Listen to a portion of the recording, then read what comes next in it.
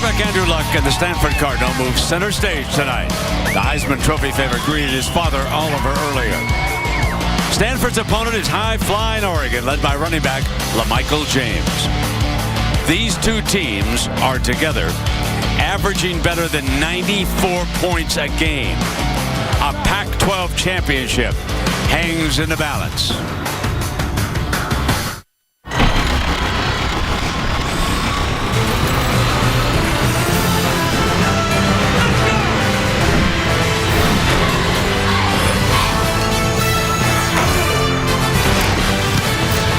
Saturday Night Football presented by Southwest Airlines. You are looking live at a sold-out Stanford Stadium. The setting for the Pac-12 Game of the Year. Unbeaten Stanford against once-beaten Oregon. A conference championship and a BCS bid are on the line. The headline story of the hour. Boise State loses to TCU. Stanford, the experts say with a win tonight, will jump ahead of Alabama. Oregon, though, hopes to derail the Cardinal. Good evening, everybody, and welcome. With my partner, Kirk Street, I'm Brett Musburger.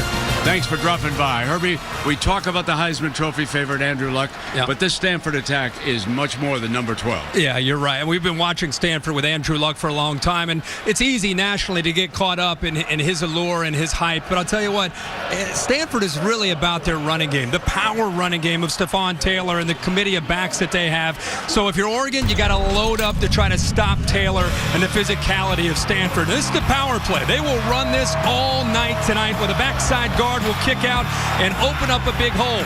What this does is it makes the defense really get locked in on defending the run.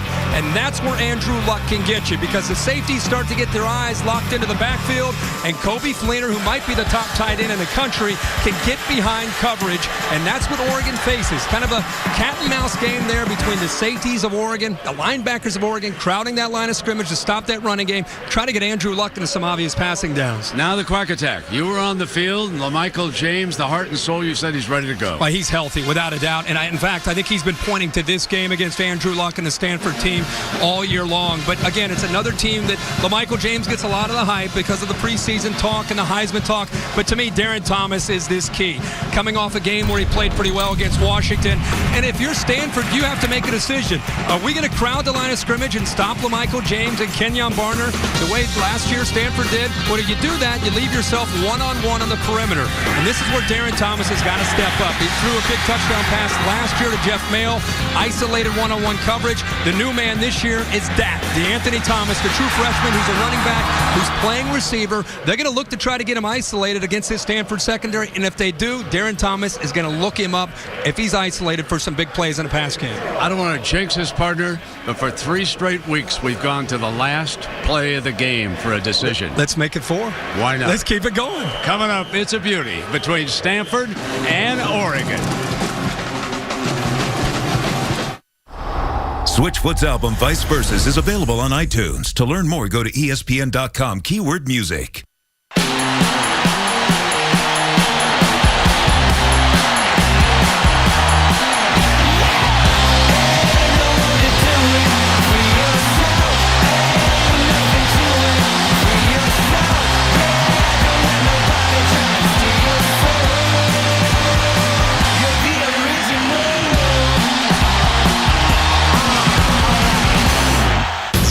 The Nissan pregame shift is next after this message and a word from our ABC stations.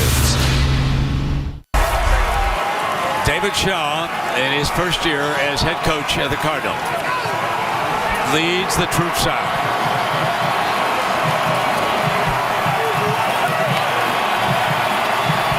One of the biggest games in the history of Stanford football. This has been the Nissan pregame shift. Kickoff is coming up live from Stanford, California. Now a look inside Nissan's Heisman House.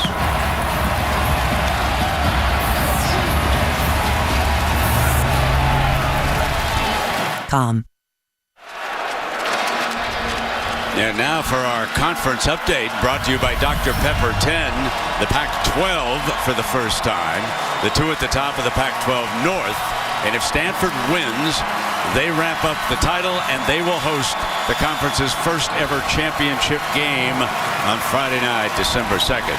Now, David Shaw is with our Aaron Andrews down below, so let's go to Aaron. Brent, thanks. Coach, you told me today one of your biggest concerns, number 21. I know you can't stop LaMichael James, but what's key in containing him tonight? We got to gang tackle him. You know, we don't want to make this a whole battle of one-on-one tackles. We're getting multiple hats to the party and try to bring him down. So much hype surrounding this game, so much on the line. Before your guys ran out, what was your final message? Final message, to play our game.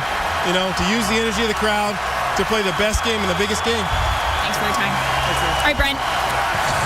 Chip Kelly will kick it off. Stanford won the toss and elected to receive, and Rob Beard has returned as his kicker. He's been battling an injury throughout much of the season, and Beard will put it on the tee. As you see, a beautiful night for football here, and it is a rocking sellout crowd, something we're not that familiar with here at Stanford. But between Jim Harbaugh and now David Shaw, they have put the show on the road here.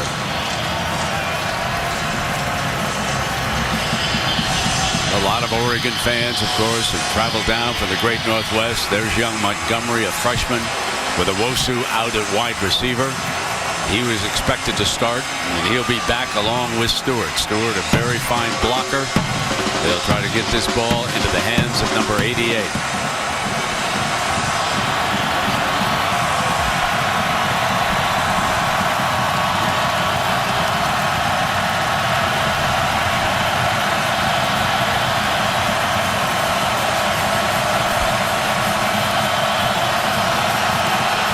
Journey begins here. Montgomery from the 3 will come out. Slips, and he is down. And folks, that turf is a story.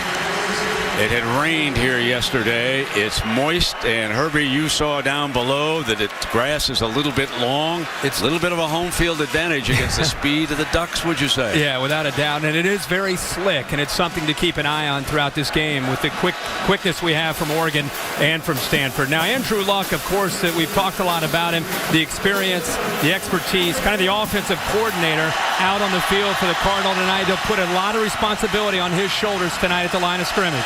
Stephon Taylor is his running back. They try to establish the run game first. Nick Aliotta, the defensive coordinator of Oregon, certainly knows that.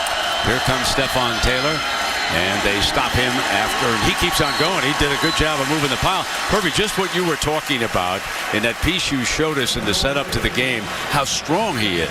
He is very, very powerful. And I think along with the vision that he has in the field with this offensive line, he was stopped there about for a gain of a yard, maybe 2 yards, but he kept pushing the pile. And Brent, we're going to keep talking about this on early downs. They're going to try to run the ball.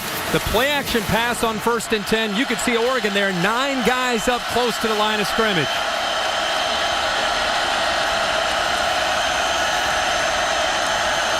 From the pistol, Luck's first pass of the game.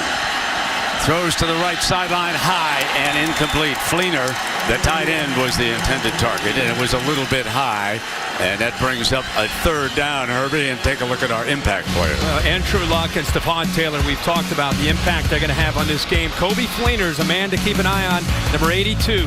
Probably the favorite target of Andrew Luck and the 3rd fastest player on this team, even though he is a tight end. And then Chase Thomas, 44 on the other side on defense for the Cardinal, brings tremendous amount of leadership and inspiration to that defense.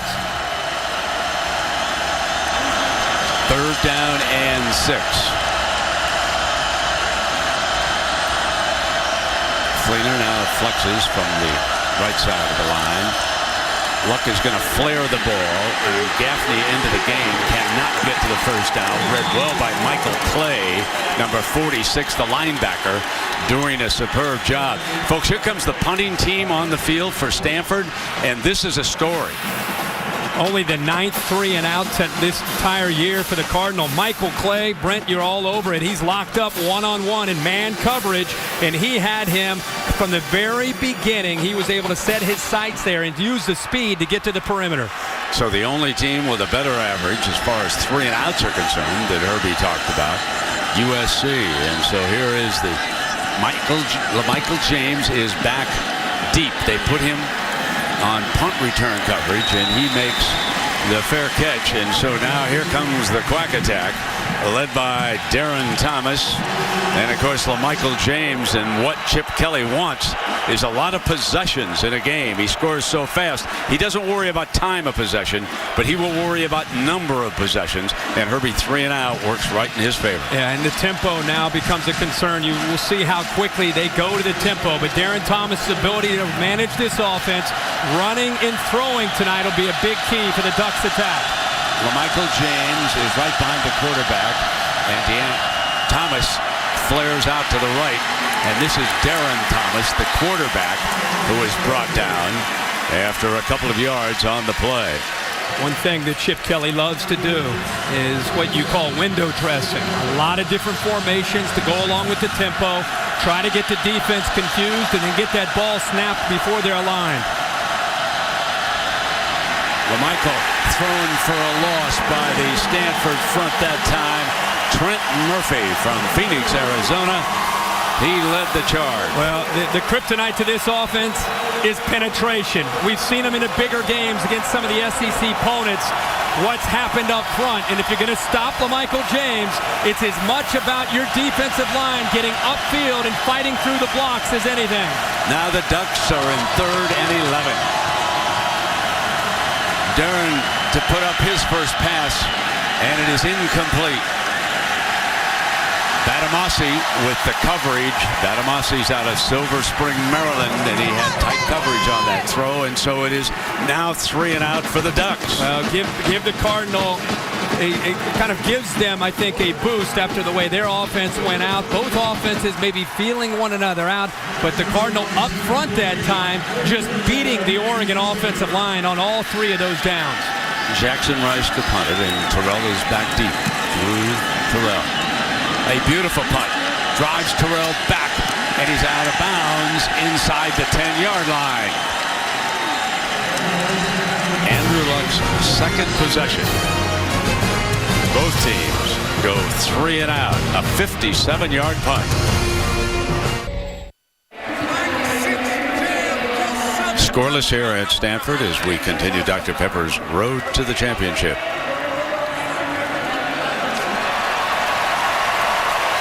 The Stanford offensive line, Herbie, is a big story. With number 55, Jonathan Martin, and number 52, David DeCastro, leading the way.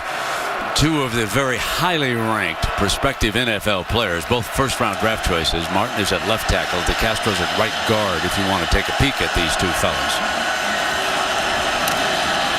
Here is Taylor tiptoeing behind the right side, and DeCastro continues to pick up an extra yard here. And these are the fellas up front. And Herbie, you and I, we think this is one of the best offensive lines in the country. Without a doubt. And we've had Wisconsin, and I think Wisconsin's probably about the only other offensive line across the board you could put on the same page with this group. I think this group, because of the 2 superstars with DeCastro and Martin and the overall athletic ability, I would give the nod to this team. And you can see they're not going away from their power play. The first play there, they pulled that backside guard again. They're not going to stop running it all night. Now they're convinced that they can hold out Aliota's rush. Now they bring a blocker, Gaffney, back in. And Andrew takes off, and on the move, he is so accurate. Whalen's first catch of the game, and the Ducks do not let him get the first down. Terrific gang tackling by that Oregon defense. And, oh, what a spot. Is that the line, Judd? Look at that spot he's going to get. And according to that spot, they are going to give him that first down. But defense moving, it's going to be a constant, again, chess match. One thing about Nick Aliotti, very multiple. They'll show a 4-3, they'll show a 3-4. Based on their defensive linemen, they're going to move people around in coverage, try to create as much confusion as they can for Luck in this offense. So they get the spot, and they say thank you very much. And it is a first down and 10. And you can see all the shifting that the Cardinal will do throughout the course of the game. Long handoff to Taylor, and he's out to the 21-yard line. That first down carry, and John Boyette, fine safety from Napa, makes his first stop of the game. There is Boyette. He's one of the ringleaders of that secondary. He helps Aliota get everybody in the right position.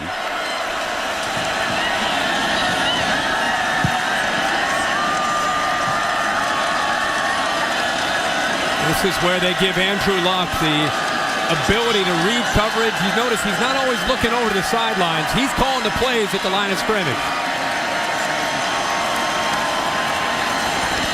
Stays right on the ground. Taylor slips his way, and this will bring up a third down at the 25-yard line. That's the second time now we've seen a Stanford player slip. You've heard all year about how David Shaw has been willing to allow Andrew Luck to call plays at the line of scrimmage. And I said, is there a tip? Is there a way to really know when he's doing this? And he said, if you ever see us in a hurry-up mode, we kind of just leave it up to him. Let him read the defenses. Let him evaluate what he's seeing, and then get us into the right play. He does a good job of getting us out of bad plays and into good plays. Need 4 for the first down. Pressure coming. On the move, he can throw accurately, incomplete that time, and Whalen was very well covered by Eddie Pleasant, the veteran from La Palma, California. And again, you can see where the field starts to come into play for these receivers where they're trying to make adjustments. Griff Whalen at the top of the screen, you can see how he goes down. He's able to get back up on his feet, but a tremendous effort by Eddie Pleasant. Look at Whalen trying to make a cut. He goes down. He's lucky enough to try to respond to that. But I'll tell you what, Eddie Pleasant, that's the area that he has improved the most, is in coverage. The former linebacker now playing safety for the second year. James is back again, and David Green to punt. So LaMichael is the return man. And this one will give Oregon decent field position. Let's see where they mark this ball at the 47-yard line. When you come back, that's only a 28-yard punt. Chance for the Ducks.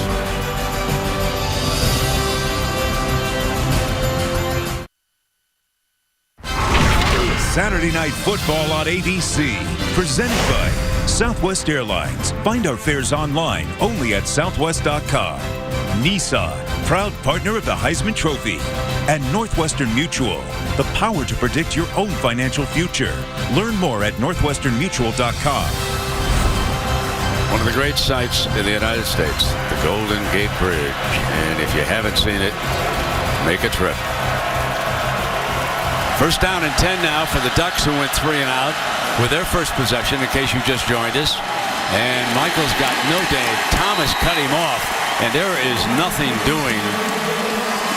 Brent, right now, it's early in the game, but look at the battle up front. Look at the line of scrimmage, which way it's going.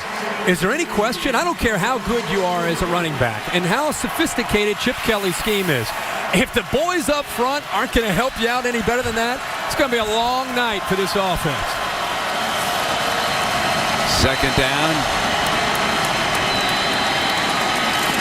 Nothing doing again for LaMichael James, and that was Terrence Stevens. Big Terrence Stevens, number 99, out of Maryland. And Chip Kelly probing, trying to find something. He'll keep an eye on the defensive sets.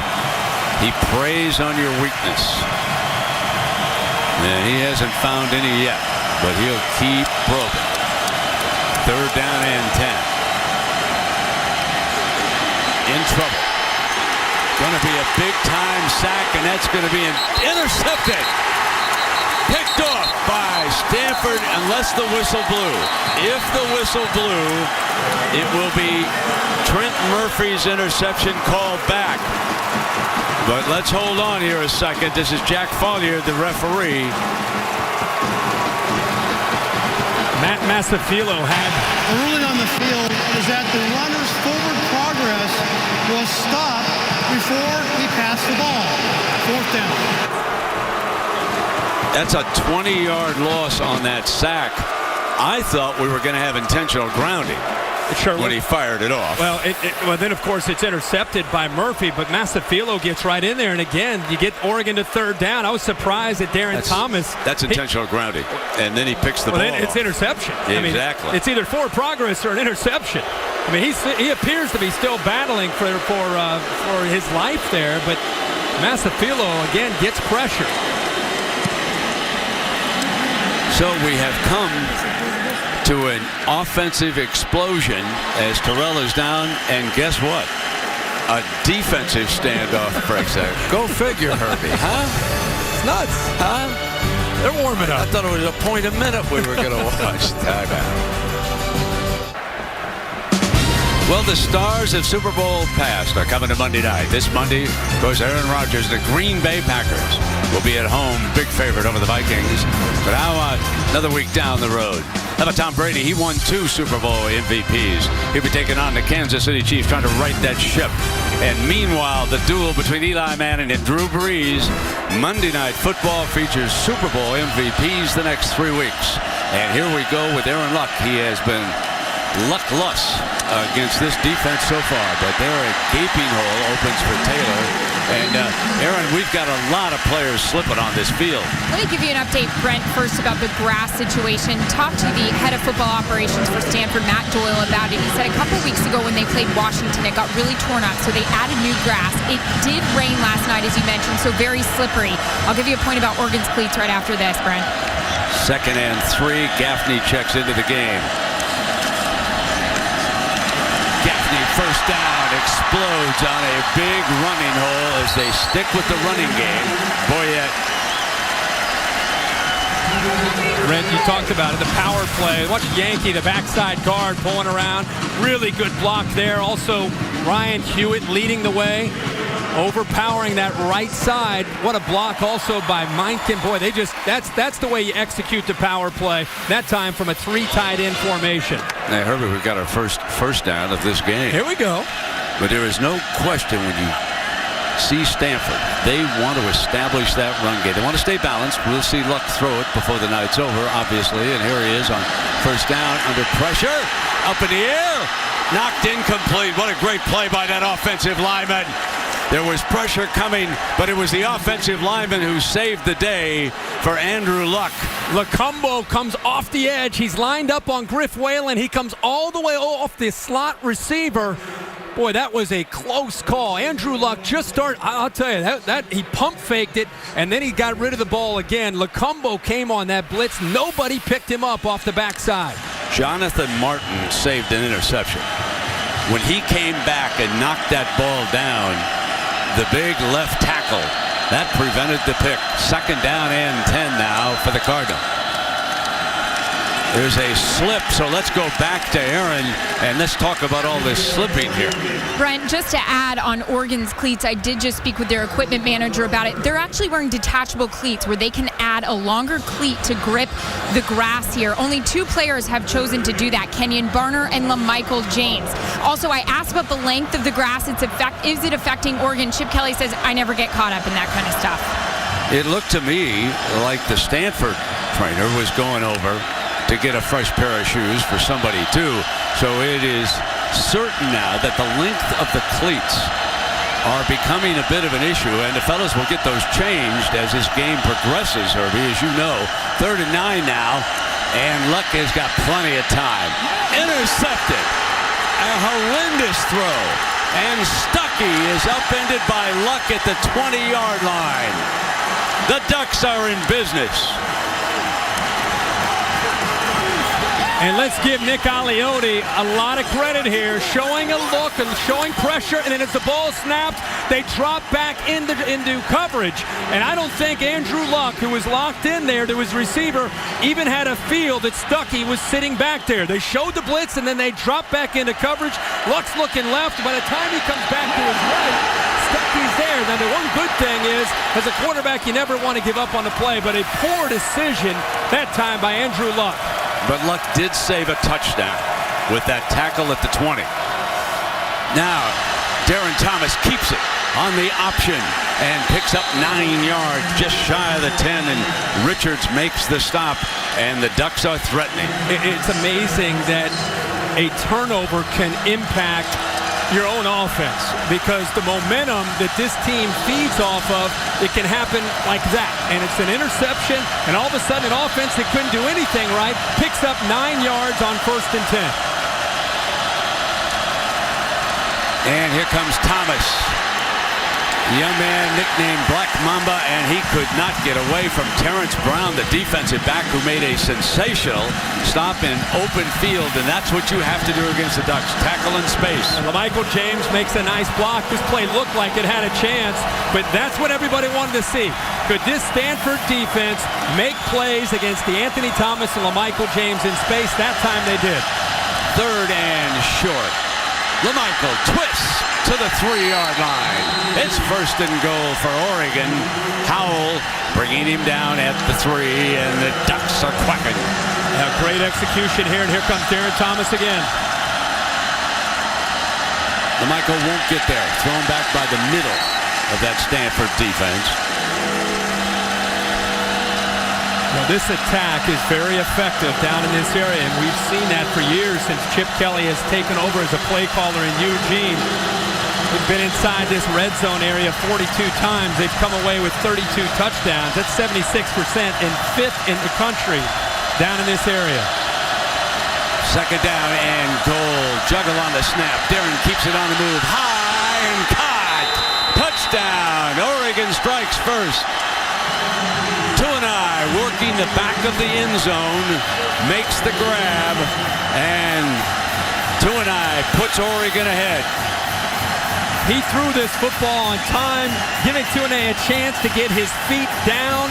He's got possession of the football, but Darren Thomas, it shows you an ability there to throw the ball, gets his hand, or gets the ball out to Tuanai and gives him that chance to be able to easily get his feet down for the touchdown. Great throw by Thomas. So there is that spread. 1 point or 2. They snap it. They're going to throw for 2. The trickery. Caught. Got it. It's 8-0. They throw back to Jeff Palmer.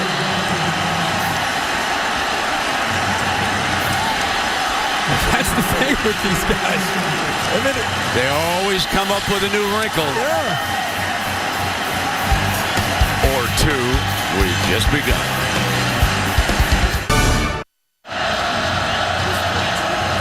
Oregon takes advantage of an Andrew Luck interception, scores, and then adds the 2-point conversion off of one of their variety of formations as Stewart picks it up, and he is down at the 22-yard line. So I want to go back to this 2-point here, Herbie, and watch the formation. Yeah, this is what anybody who defends Oregon understands. And you think, okay, are they going to go for this? Are they going to snap it? This is crazy. You've got the holder out there. Go ahead, Brent. Well, over here you've got Paulson, the tight end. He chucks it. And Paulson to Palmer. Did you have that written down in your card that this I've was got the it play? all. Yeah, oh yeah. Paulson played quarterback in high school. So, he has some experience throwing the ball, but you never know, again, what you're going to expect to see from Oregon, even early in a game like this. So they go out by 8, and they come back with Taylor, the Cardinal, here on their first down from the 22. Now let's go. And the last time that Andrew Luck was out there, the pressure, the mix, the way Oregon's mixing up their looks, he came back to the right, did not even feel stucky, and he makes the poor decision. And on the other side, Darren Thomas, who's known with his ability to run the ball, makes a great throw and throws it on time. And the difference in the game right now is the turnover and the touchdown by Oregon. 2nd down and 3, and Taylor bangs for the first down. The last time, Brent, you and I had Stanford, they're playing in the Coliseum. Late in that game, Andrew Luck made a poor decision. He threw the football out in the flat. Nickel Roby stepped in front of it, walked into the end zone for a touchdown, pick 6. The very next possession with 3 minutes to go in the game, he leads Stanford right down the field. He goes 6 for 6. He had a 16-yard run and had a tying touchdown. He responded from adversity. Let's see what he can do here after that last interception. He's at the 33-yard line with this first down.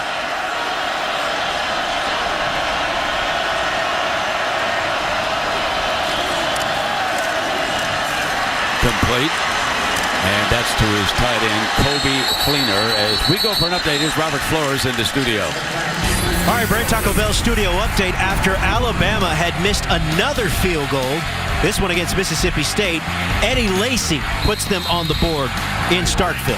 That caps off a scoring drive, and the Crimson Tide leading on ESPN 7-0. Number 1 LSU only up 14-7 on Western Kentucky at the half. That one on ESPNU. Brent. All right, Robert, and so the kicking troubles continue for Alabama. And here, Stanford trailing Oregon by 8 points. And Taylor battling for the first down marker. And it's going to be spotted just short as Gilden able to get him out of bounds short of the first down. One of the great matchups in this game when Stanford wants to run is whether or not they can get to the corner. That tight end block on the edge of the offensive line is so important because so often you see Taylor and these other Cardinal backs want to bounce things outside. Wilkerson is now in, but they hand it to Hewitt, and he barges straight ahead for the first down, just shy of midfield. I really think in watching these guys and studying film that Ryan Hewitt, who's a sophomore out of Denver, has become one of the more versatile players in this lineup. With Zach Ertz out, as much as they love the 3 tight end set, Hewitt's ability to make plays and his versatility is key, and now Luck's up at the top of the screen. So they run the Wildcat, and it is Gaffney keeping it, and Gaffney continues to battle. By the way, Herbie, I was going to say now that they say they've taken it away, but I think he was down. He was down. I'm going to ask if David. Oh, the official came in and said Oregon ball.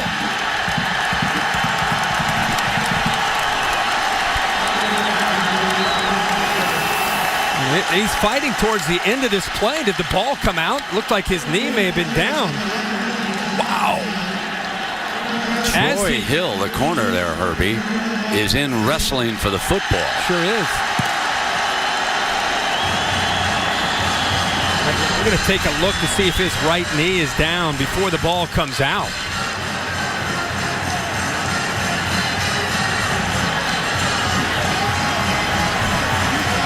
But on that angle, it looked like he's down. Evidence enough then to say that Stanford keeps the football on that angle? Based on that, let's see some of the other looks. I mean, it looks like his right knee is down. Oregon is attacking that football. You got Gaffney, who, again, like all backs, trying to fight for those extra yards. I mean, based on the replays that we've seen so far, I mean, that one look to show his right knee down as Hill's fighting for that football. Fred Gallagher is our replay official upstairs here taking a look at this.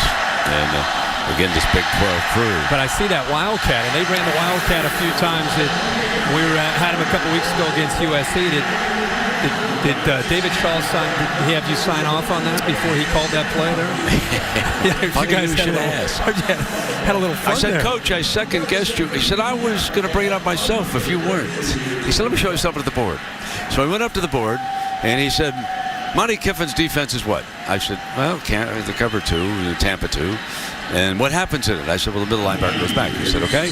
He said, we had third down. First and second, I wouldn't take it out of Andrew Luck's hands. But on third down, we wanted to move him out and run where the linebacker was out. And I said, Coach, I'm going to give you full credit for a great mind, but I still disagree. That wasn't a shot. No, my point to him was when you have someone as good and as capable of Luck, you just hate to see the ball out of his hands. Now, we're coming off a bad pass that he just threw over there, which led to an 8-0 Oregon lead.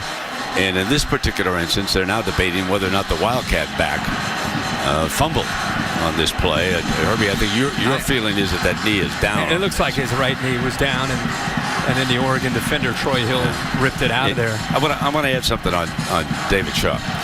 He could not have been more charming in talking about it. I mean, I've known his father, Willie, for a long time. He played football here at Stanford. His idol is Bill Walsh. You go into their office and you see all kinds of quotes from the late, great coach. And he really has done a terrific job in following architect Jim Harbaugh's setting up a tougher system here at Stanford. I saw Jim last night by accident, too. He and his wife were out for dinner getting ready for the Giants in San Francisco. And he said he'd be watching this game tonight, pulling for the Cardinal. And he and Willie Shaw, they text each other every now and then. After further review, the runner was down. Yeah. The ball became loose. It'll be Tampa ball. I'm going to check to see if it's close enough for a first down. And, I think a lot of people, when Jim Harbaugh decided to go to the NFL, are very interested in seeing this Cardinal team this year with David Shaw as the leader, to see if they could maintain that edge, that toughness, that mental and physical toughness that they've played with the last couple of years. And so far, here they are, 4th in the BCS standings, and definitely showing an ability to play with that same attitude that Jim Harbaugh created when he was here. And I think they're going to have to move the chains.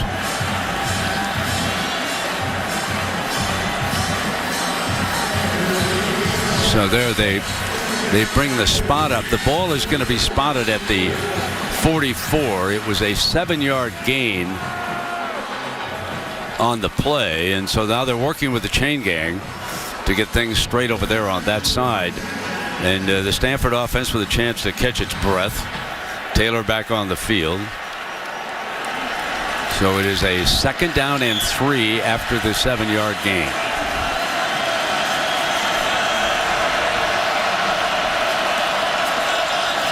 And that's Montgomery, the freshman, motion through the backfield.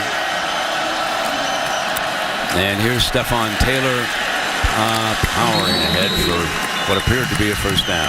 You know what's interesting, and I know Phil Simms and others have weighed in on Andrew Luck. What's interesting is he doesn't have a wide receiver with Chris Owusu out that is truly a vertical threat. And what I mean by that is an Oregon defense can crowd the line of scrimmage without necessarily feeling threatened by the deep ball, because they don't have anybody right now that can get behind coverage, and it puts that much more pressure on Andrew Luck and this offense.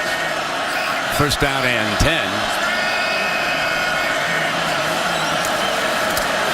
Play action, roll to the right, and Fuller drops it. Well, speaking of Phil Simms, let us bring up a couple of quotes, actually. Now, let me explain Steve Sarkisian. He said this week because he's getting ready to play USC, folks. And he did help recruit Matt Barkley's his guy. Coach Steve, it's his guy. We understand that. Yeah. However, with Phil Simms, I respectfully disagree. I've seen Andrew Luck now for several years, and he can flat out throw with those guys who play Sunday football. Here comes Andrew Luck handing off to Taylor. Taylor cuts through the middle, pangs for a first down.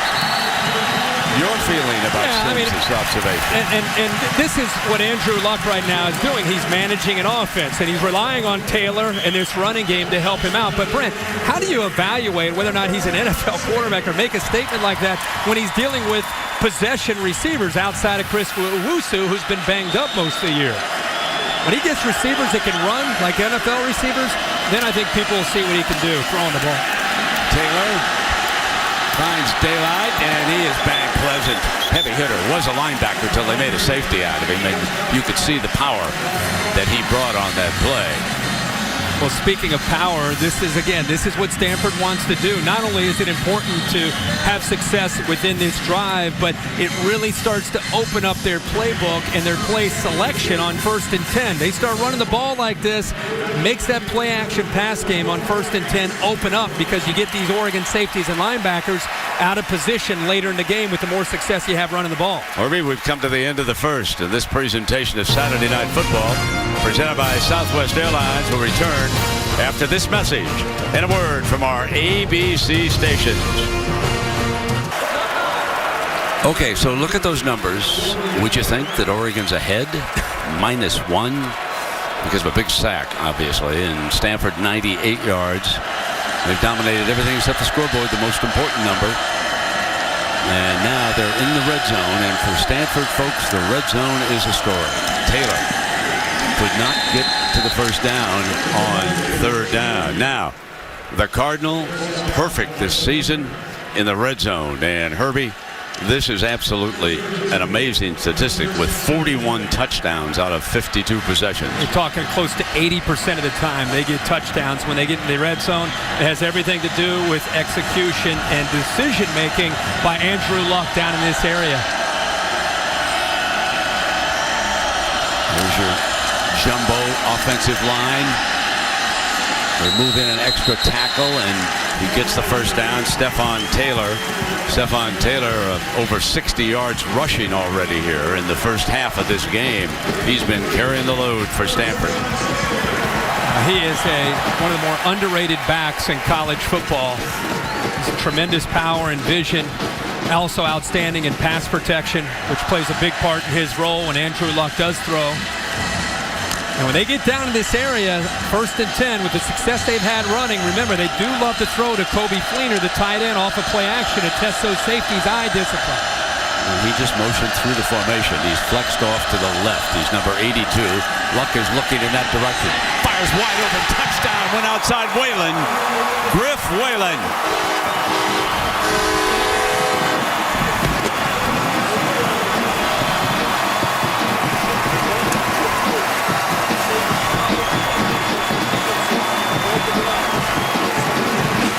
Herbie, once again, after a bad turnover, comes right back down. We see Andrew Luck lead a team down the field. This is one of the reasons why the pros love it. That's what doesn't show up when you just look at a box score. You see highlights. How he handles adversity. That was a big drive for the Cardinals. Eric Whitaker misses the extra point.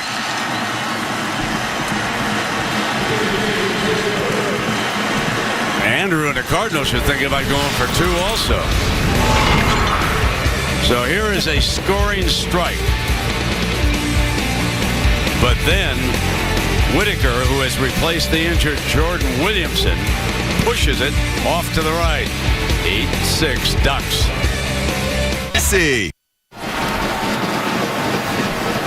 Oregon leading Stanford 8-6 as we continue Dr. Pepper's road to the championship. If the Cardinal can come back and win this, they will wrap up the North and home field for the Pac-12 championship game the first week of December.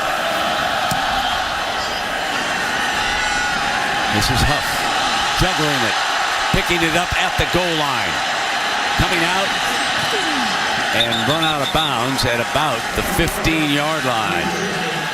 Brent, you and I talked about Kobe Fleener and how Andrew Luck likes to get him the ball. There he is. He went in motion, but 2 defenders go with him, and it freed up Griff Whalen. So Andrew Luck seeing that he sees a safety and a linebacker take Fleener, and Griff Whalen's out there isolated against a freshman corner. His eyes, he's locked in on that safety. He sees the safety take Fleener. It opens it up, and he actually made that throw when Griff Whalen set the route up with a little move to the outside. He threw it to the inside. Perfect timing and a great throw. Now the Ducks, Darren Thomas on the move, and he completes first down pass to Rashawn Vaughn. He's from Fremont, California, number 10. I really think Darren Thomas is going to have to throw the football to get Oregon's running game going and to help the battle at the line of scrimmage. Michael James is finally brought down. Made the most of it. And talking, Herbie, to the coaches this week, they feel that number 21 is stronger than he has been. He always had that burst when he gets through as the play is being signaled in to Darren Thomas and the rest of the offense.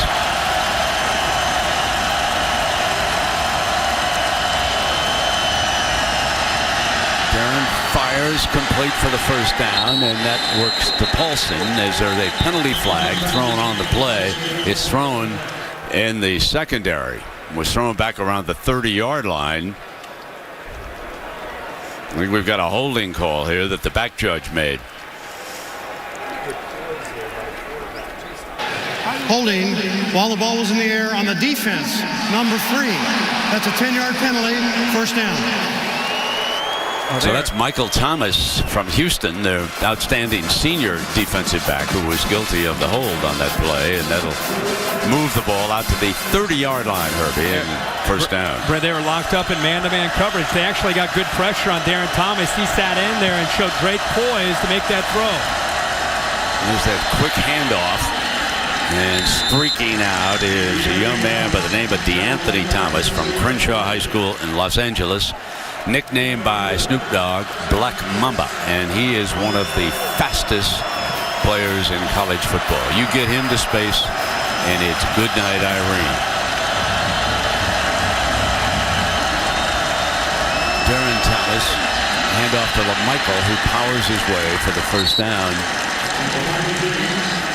So as we take a look at this freshman who originally committed to verbally to USC and then changed his mind, rated number 1, the ESPNU Top 100, ran the fastest prep 200 meter in the nation a year ago, And Snoop Dogg tagged the nickname on him that's going to last for a long time. Darren Thomas pulls it out, fires right sideline too high, incomplete. It'll be second down and 10. Chip Kelly always tells us that it takes him 3 or 4 series to really get a feel for how a defense is going to defend him. He said we can study film all week, and then that night, everything that we've studied goes out the window because we're seeing some different things because nobody sees this kind of offense. The adjustment that I think he's going to have to make, as I said, is Darren Thomas in the perimeter pass game to help the battle up right now at the line of scrimmage. Second down and 10. Great cut by Anthony to daylight. Adios. Touchdown, LaMichael James, the leading rusher in the nation. Clawing his way back into that Heisman Trophy argument after losing to LSU back on Labor Day weekend. A 58-yard touchdown run.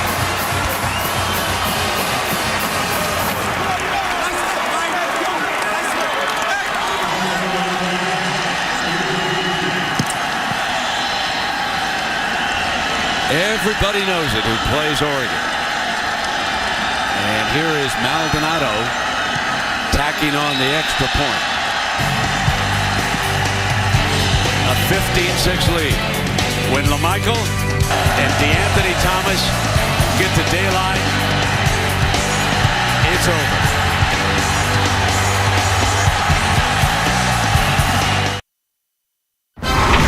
Saturday Night Football on ABC, presented by Southwest Airlines. Find our fares online only at southwest.com. Buick, see real stories of human achievement on the Buick Human Highlight Reel at ncaa.com/Buick. And Citizen Echo Drive, fueled by light, it never needs a battery. Unstoppable. So we are back where Oregon has opened up a little daylight, and the Ducks are going back to the drawing board to see what other magic they can come up with. And here is Rob Beard, who a year ago in Eugene had one of the great onside kicks that we've seen in the last few years. No need for it here. And Montgomery, the freshman, out to the 34-yard line. Well, he's brought down.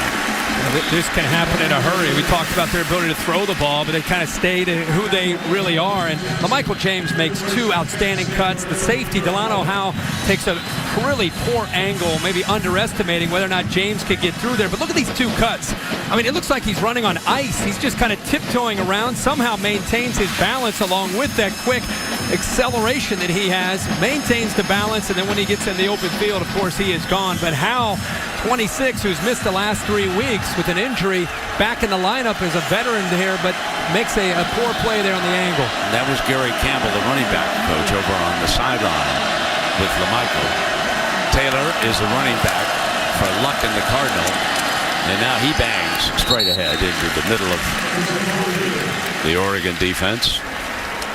There is Coach Campbell. You know, he has been up there for many a year, and he just does a terrific job with the running backs and the development that you see with these youngsters and the maturity that they show under Gary Campbell is really nice to see. Played at UCLA, knows his conference very well, almost a father figure really for all the running backs, and has become very, very close to LaMichael James. So here we are with a 2nd and 5, and there's Hewitt offsetting. Play action. Luck looks for a target, dances out of trouble. On the move, fires high, complete, first down, and guess who got it? Ryan Hewitt. You talked about him, Herbie, and he has become a real big weapon for them as pressure had been brought by Washington. Luck on the move's as good as any quarterback in the country. Yeah, he sure is. He has Ty Montgomery, the freshman, in the middle of the field, but eventually the athletic ability that he has, keeping the play alive, great coverage downfield, and boy, it makes it tough on Hewitt, but Hewitt's really getting more and more comfortable, and I think the relationship between Andrew Luck and Hewitt continuing to grow week by week because of the more reps that they're playing together. Ball spotted at the 47 here with 10:29, and Taylor banging. As we check in with Robert Flores for an update. Robert, what do you got for us? Well, Brett, we got an AT&T All-America Player of the Week nominee, and it's Colin Klein of Kansas State. 5 rushing touchdowns. He threw for a career-high 281 yards as Kansas State nips Texas A&M 53-50 in quadruple overtime. 2nd down and 5 for Luck. They keep it on the ground and nothing doing. Brings up 3rd down. I want to go back to Klein because a week ago we watched the young man, and you just admire what he brings to the football field. You know, after I got done with the earthquake and everything else last week in Stillwater, You were a YouTube sensation, by the way, but go ahead. I went down to the Kansas State bus and I asked one of their trainers if they could go get Colin Klein off the bus. I just wanted to shake his hand and congratulate him on his effort. He is a true throwback in every sense of the word with his performance. And it was great to see Kansas State and Colin Klein bounce back today. Yeah, exactly. Trailed the Aggies, rallied. Straight back. Luck fires incomplete. What's your feeling about Andrew throwing a little bit high here so far this season? A lot of that might have to do with the footing and not being real comfortable. We had him against USC, and USC's defensive front 4 got pressure on him, and I think it affected his footwork. A couple times tonight when the ball's been high, Brent, he's not been able to follow through the way he normally would, along with the footwork not necessarily being there, and the balls has sailed on him a little bit. But it's good coverage as well from Oregon. Green is punting, and you saw LaMichael, who is back to see what he can do. James, beautiful high punt. James is going to let this one go for the end zone and try to get it out on the 20, and that's exactly what happens. So the Ducks with the lead, and when you come back, they'll have the football up 15-6.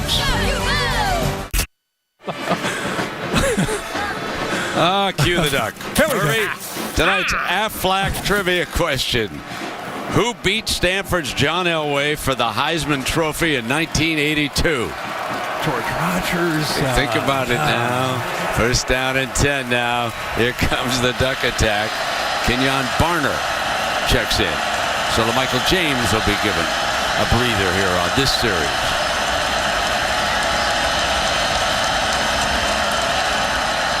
And a pitch to Barner and run down beautifully by A.J. Tarpley and a flag.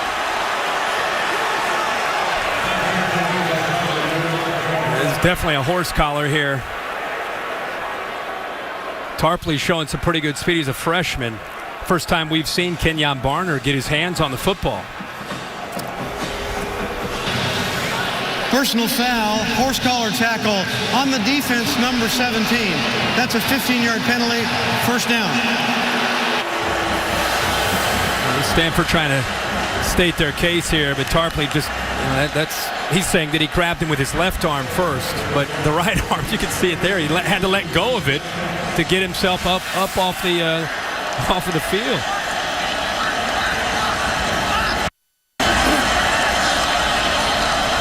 So the chains will move to the 35-yard line here for this 1st down.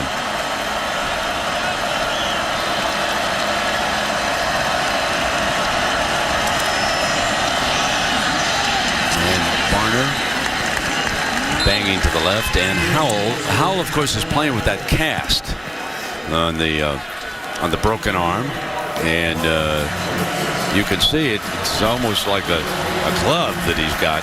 Yeah, he played with a cast last year, too. The coaches told us it's like a magnet. He catches the ball better with exactly. He had 5 interceptions last year with the cast. 2nd and 7.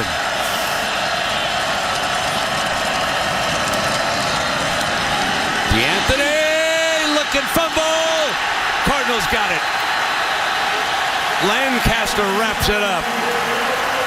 The freshman had 2 big fumbles against LSU, and now a big one against Stanford. We just talked about Delano Howe back in the lineup. Let's keep an eye on him coming off the field a little bit slow. But it looked like he actually got in there and caused the fumble with the club. Not only does the club help him make interceptions, but here it jars the ball loose from the true freshman, DeAnthony Thomas, who had fumble issues early in the year against LSU. And Howe makes that football, makes the play actually for Stanford to be able to get the ball loose, and they pounce on it. Let's see if they can capitalize. So Howe receiving some attention, Herbie, after you pointed out a little shaky, and now Andrew Luck comes back, and here comes Stephon Taylor powering for 6-7 yards as we take a look at the Pacific Life game summary and our two Heisman Trophy candidates here tonight. One a running back, LaMichael James, with that huge run and the touchdown, and Andrew Luck with a touchdown, but a costly interception also. That's the interesting thing. You for the most part, 7 carries. LaMichael James didn't have more than 5 yards, and then that one big carry, he's able to bounce out and make a big play. Come right back with Taylor, and if they give him the spot, he'll get the first down. He'll get the first down at the 45-yard line. Hill up to make the stop. Remember the opening part of this broadcast, we talked about Andrew Luck gets a lot of attention, but how they run the ball and then how the defense can get their eyes locked in on the running backs. They start seeing the running backs, and that's where they get into trouble. And coaches talk about eye discipline with the safeties and linebackers. They start peeking into the backfield instead of reading their keys, and that's where that balance comes into play for Luck with the play-action pass. 2 receivers on the left. Luck comes back into the middle and is complete to Whalen, and a penalty flag after the play. On the tackle, Michael Clay, and this could be helmet hitting up high. Let's take a look at the tackle.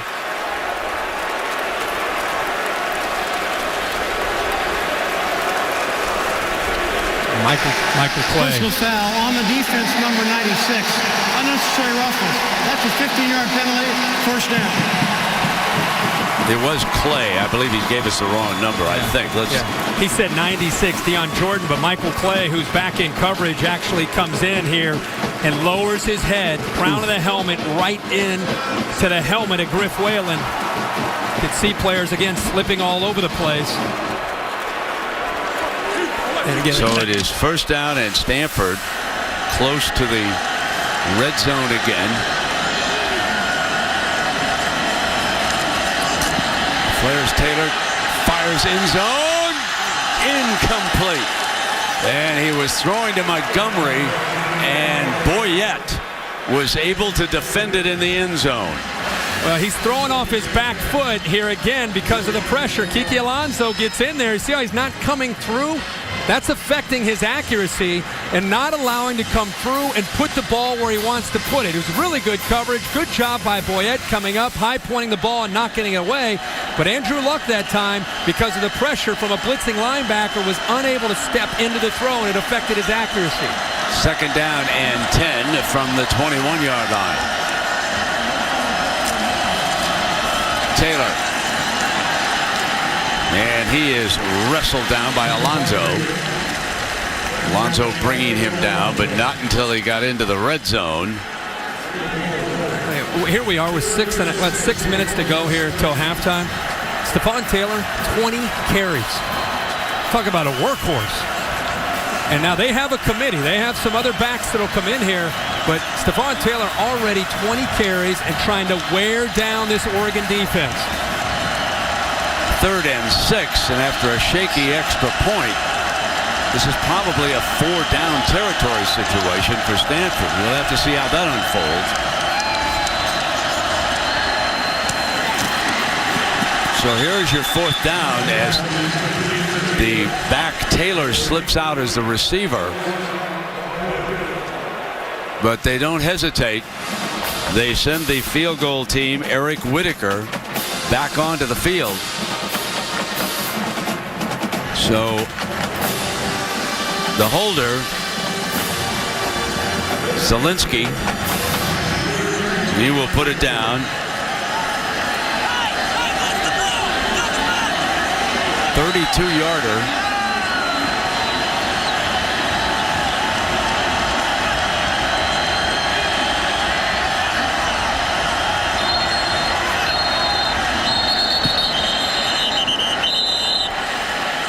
And play was stopped. I believe they took too much time in getting that kickoff, which is inexcusable unless they call timeout.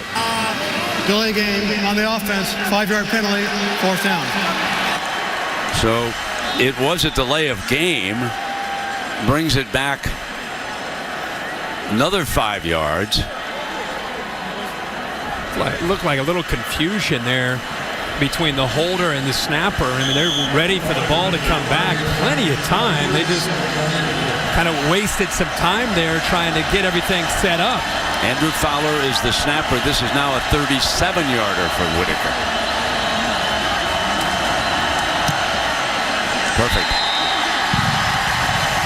So after missing an extra point, he does come back and hit a field goal. And it's 15-9 Ducks.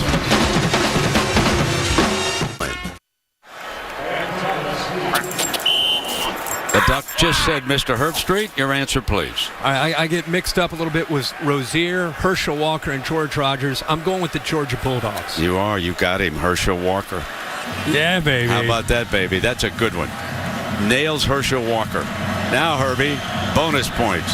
Who was third and fourth after our guy? Can I have a little bit of time? Can I have a little bit? No, just for fun. Eric Dickerson was third, and Anthony Carter was fourth. Oh, my God. How's that for a group, huh? Here we go now. Thomas, the freshman, with ball security on his mind, out to the 29. And so Tuesday night, college hoops tip-off marathon at the inaugural State Farm Champions Classic at 7 Eastern. And Mike Krzyzewski goes for Bob Knight's record. And Coach Knight will be there. He'll be on hand, of course. He was his coach at West Point for a while. And so that'll be some night coming up at the Champions Classic. Coach K goes for 9:03. Folks, do you believe it? Here's LaMichael James now back into the backfield for the Ducks. Play action from Darren. Darren throws downfield, Herbie, and he's got it complete to Vaughn. Vaughn's second catch of the day. Comes out here on this first play, a little pump fake out to the right. He actually had Josh Huff one-on-one. Wanted to try to throw it downfield. Delano Howe is out of the lineup still. Now they run, and LaMichael James, an easy first down. And he crosses the 45-yard line. See the umpire here with an assist. Carrington, the safety, trying to come up and run support. And LaMichael James, all of a sudden, starting to find some real estate in between the tackles. And so Chip Kelly, once he finds something, remember what we said, he attacks your weakness. When he sees it's there, he's going to keep coming with it until you change. And they're in warp speed right now. You can see the defense moving. They come up throwing, and Huff goes down as he just across the 40-yard line, and may have even lost a yard of that. It's one thing to hurry, Brent. It's another thing. Darren Thomas is at least, he may not be able to grab the laces, but at least you got to give yourself a chance to throw an accurate pass out to a wide receiver. That time he was hurrying so much, he didn't get his feet set and make a good throw out there to Josh Huff. So DeAnthony Thomas is alongside Darren Thomas, the quarterback. DeAnthony is stuffed.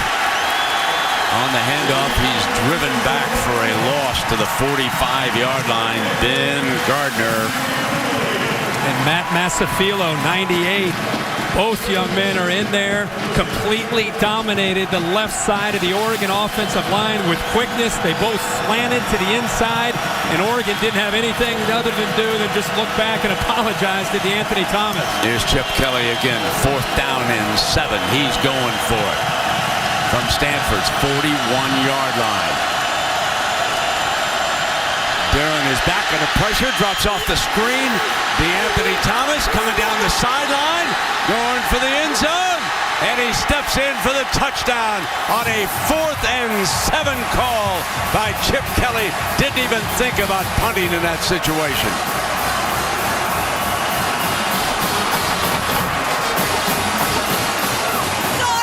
And I'm going to tell you, folks, this play will show you the speed of DeAnthony Thomas. When he gets the edge, he covers it in a hurry. Maldonado is on for this extra point. And he tacks it on. 22-9.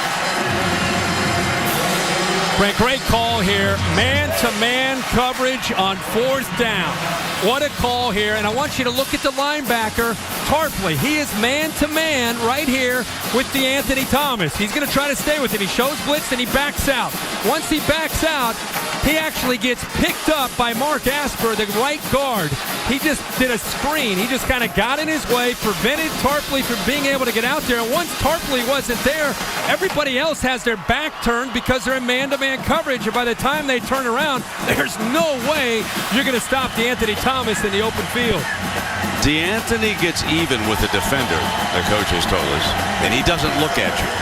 He looks downfield, and on that final cut, as he came down inside the 10-yard line, he had already seen there was one defensive player to beat, and he just swivel-hipped on into the end zone.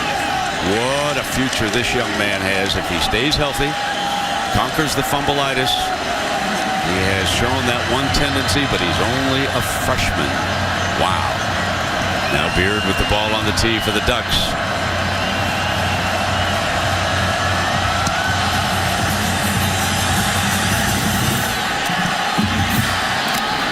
Montgomery up into short of the 20-yard line. Ducks are playing with a great deal of emotion now. They're playing with a lead, and they're playing with fire in their bellies. Speaking of fire in your belly here, Mr. Herbstreit, only 2 races remaining, and I hope you see who's pulling up to challenge Mr. Carl Edwards. As we take it down to Phoenix, it's smoke, baby. He's coming. Every time I see the results, I hear about smoke, Stewart. Actually, the 14, and I think Brent somewhere is feeling good right now.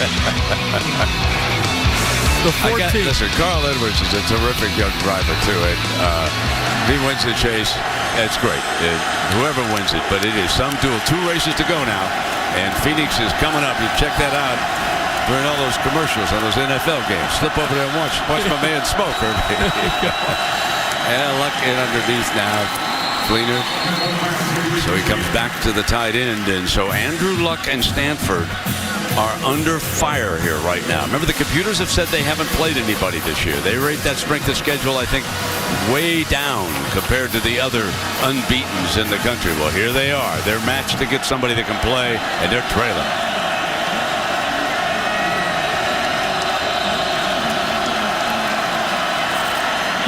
Fleener makes a great grab at the 49-yard line with Pleasant draped all over him. What a terrific catch by the tight end. Fleener is his guy, and it's 6'6", 254 pounds. Eddie Pleasant doesn't even know the ball's in the air. We talked about how much Pleasant has improved in coverage. He had 2 interceptions last week against Washington. That time in man-to-man coverage, a mismatch, and Luck found it.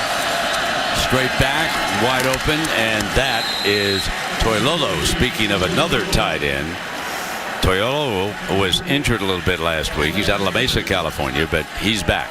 People that like to evaluate Andrew Luck about that next step. Here's a 2-minute drill, 3 timeouts. Oregon has a lot of momentum. Let's see how Andrew Luck does in this situation. Middle's open, and it's dropped.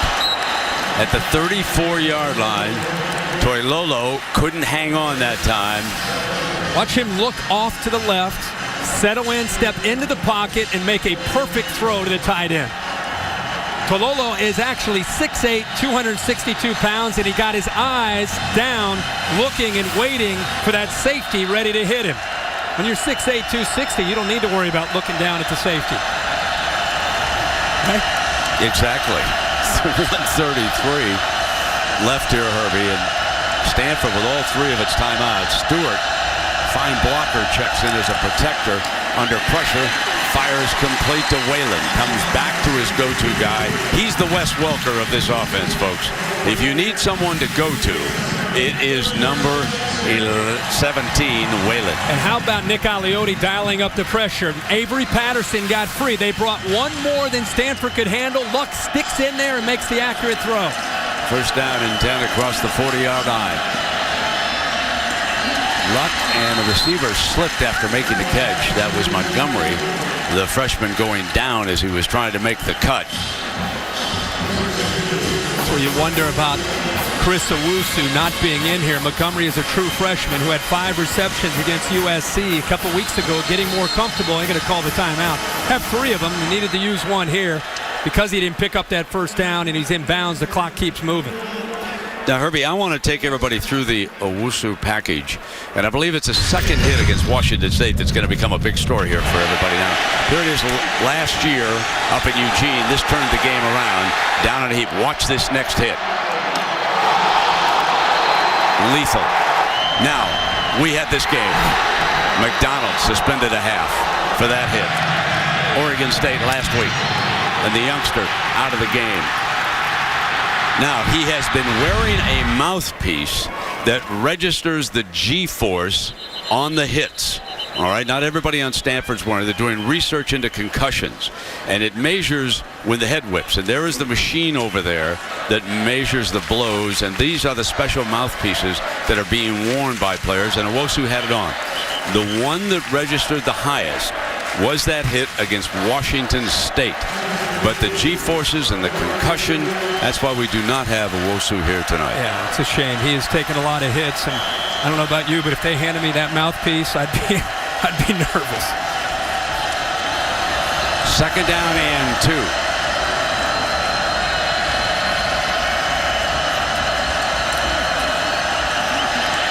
Luck fires back to the middle, and he's got his first down, and there's Whalen again.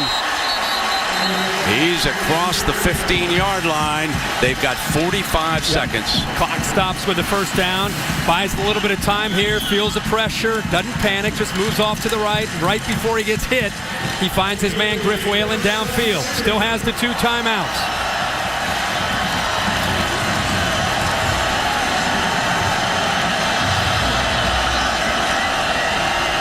First and 10. Slant. Touchdown. What a beautiful throw to Whalen. Is that an NFL throw? Looked like Are you kidding me? George Hill, you do NFL on Sunday night? It doesn't get much better than that. Wow. He stuck it in there, didn't he? I mean, now, how about the time it took him to get down the field when they desperately needed a touchdown? What's funny is he has 2 timeouts. I'm sure people at home and maybe even in the crowd are thinking, let's go, let's go, let's go. It's like he's got everything under control. The timing between he and Whalen, 7 of 8 on that drive, complete control during that 2-minute drive. Now Whitaker knocks through an extra point. I mean, he was at ease. Put the ball in his hands, make him have to drive the length of the field. He saw exactly what he wanted. He threw into the teeth of this defense. Safety's up in the middle of the field. And he splits the safety, Boyette, and the nickelback who was up close to the line of scrimmage. Remember, Oregon's been pressuring him. But he saw that matchup from the very beginning. Before he got his hands on the football, he knew he wanted to go over because of the way the defense was aligned. And that's where preparation and all the work that you do during the week allows you to make those quick decisions. That was a great job there by Andrew Luck.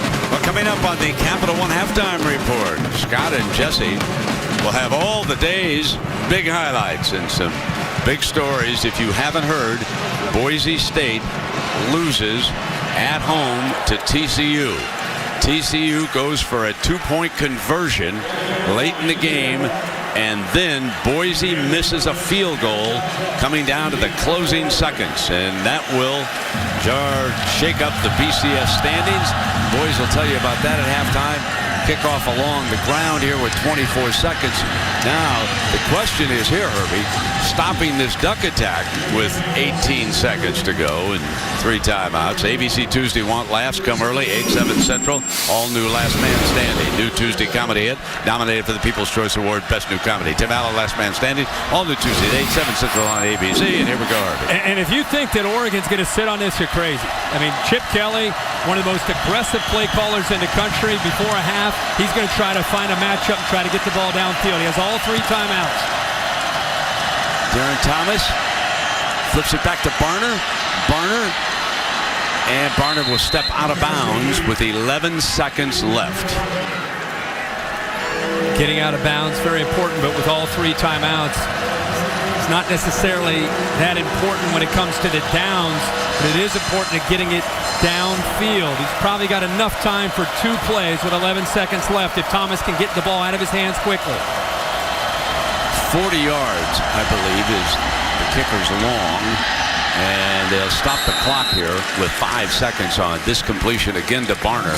They've got 5 seconds. Now, remember I said his longest is about 40, and Chip Kelly will keep on attacking here.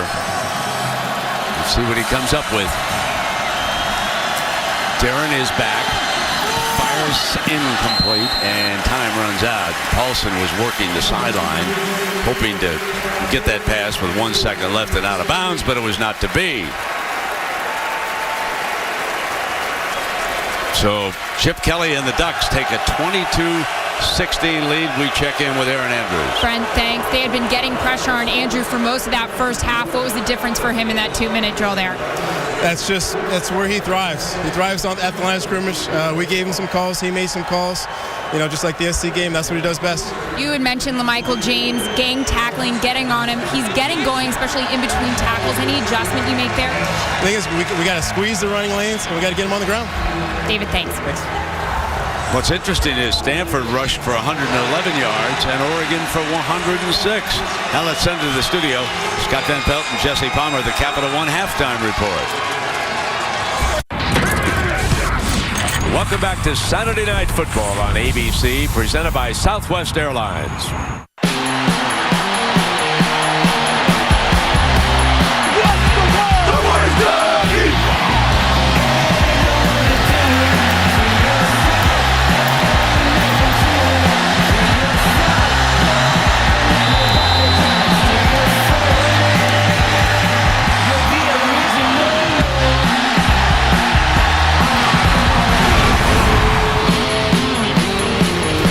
22-16. Andrew Luck and Stanford trailing Oregon right now as we get ready for the second half.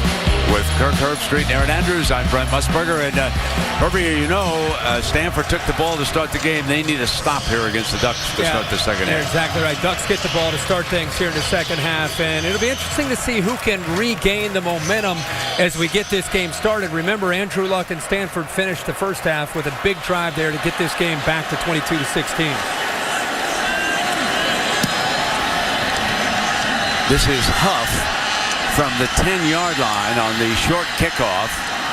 And Huff is down at the 26-yard line. And a look at tonight's Southwest Airlines playbook. We had some big plays in this game. Here's LaMichael James for 58 yards. And then, Herbie, they turned Anthony Thomas loose. And what's interesting here is a fourth down call, a screen pass, man-to-man coverage. They got Harpley out of position, and he just streaks untouched down the sidelines. And right before the half, Andrew Luck, 7 of 8, leads the Cardinal down the field and puts the touchdown and gets Stanford back in this game.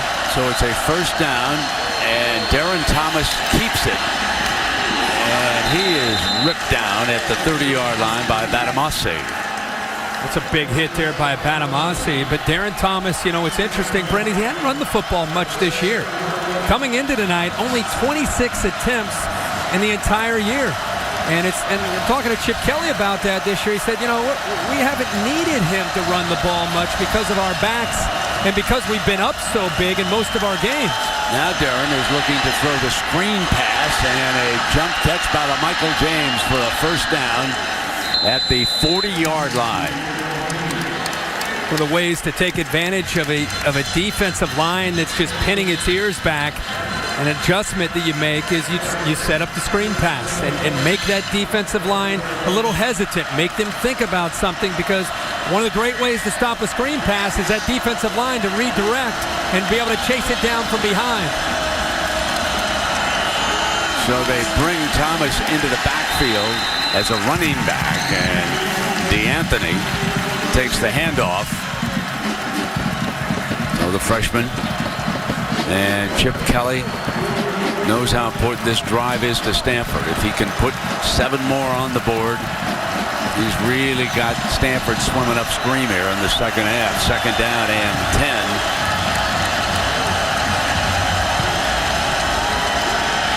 Darren finds Huff wide open. Huff beats the corner. Breaks free for a touchdown. How about this? A missed tackle leads to a touchdown for Josh Huff. A 59-yard scoring strike. 3 huge scoring plays for the Ducks now, and the Stanford defense is reeling. We talked about to stop this game, this Oregon running game, you've got to crowd the line of scrimmage. When you crowd the line of scrimmage, you leave your corners out there isolated one-on-one, and Josh Huff has the ability to make you pay for that. He makes one guy miss, and he uses his speed to get to the end zone. Maldonado tacks on the extra point. So the touchdown plays tonight for Oregon, 58, 41, and 59 yards. Bringing the big play to Stanford.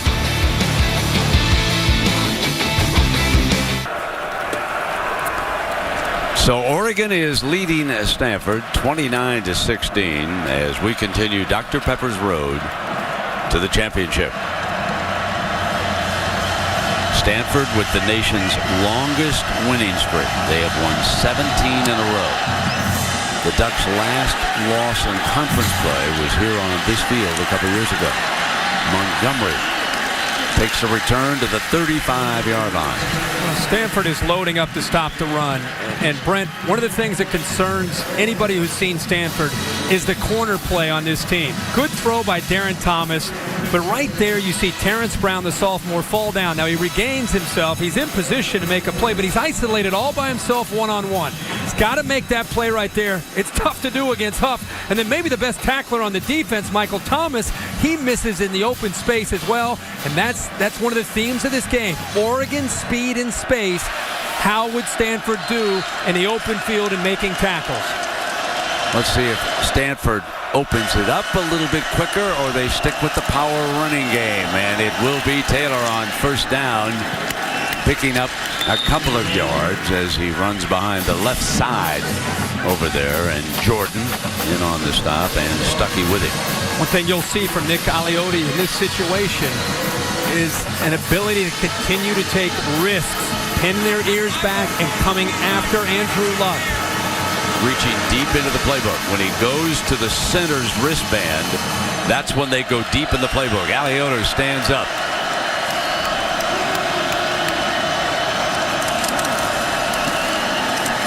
I don't know if you have to reach deep in the playbook for that one. There goes.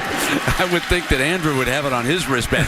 Both of them wear wristbands because of the extensive number of plays that Andrew Luck has. There's his wristband, you can see. And they're going over to the center now. It's a great shot. It is, isn't it?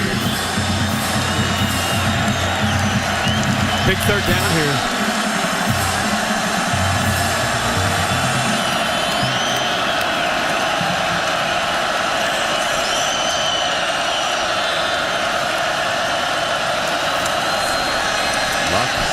Fake, receiver, sacked, going down. Taken down at the 34-yard line. Taylor Hart was in there. Big number 66, a sophomore. But they wanted to get the ball to Tololo, the tight end, 6'8", 262 pounds, right here. He comes right here, little outcut. But watch how the safety and also the linebacker, DeWitt Stuckey, try to take him away. You could see that he wanted to go there. The corner also got into the coverage. They completely were dialed in to go into the big tight end, and they took him out of position. Penalty flag prior to the snap. False start on the offense, number 43. That's a 5-yard penalty. Fourth down. That is 4 penalties against Stanford tonight and only 1 against Oregon. They had that personal foul, which again was a very unlucky hit. When the receiver was going down, it was hard for the defensive player to pull off of it, but it was still helmet to helmet, and they've been instructed to call it. Michael James, fair catch. Fumble! Stanford pounces on it, and Oregon tries to steal it back, and they can't. Stanford football on the Michael James turnover.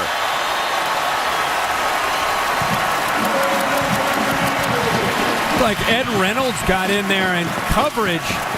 And LaMichael James, a miscue here. It's exactly, calls the fair catch. He's in position. The ball goes right through his arms. And Stanford pounces on this football. This is the break that they needed. It's actually Bernard that gets down there and is able to recover it. So Stanford catches a break and gets great field position here.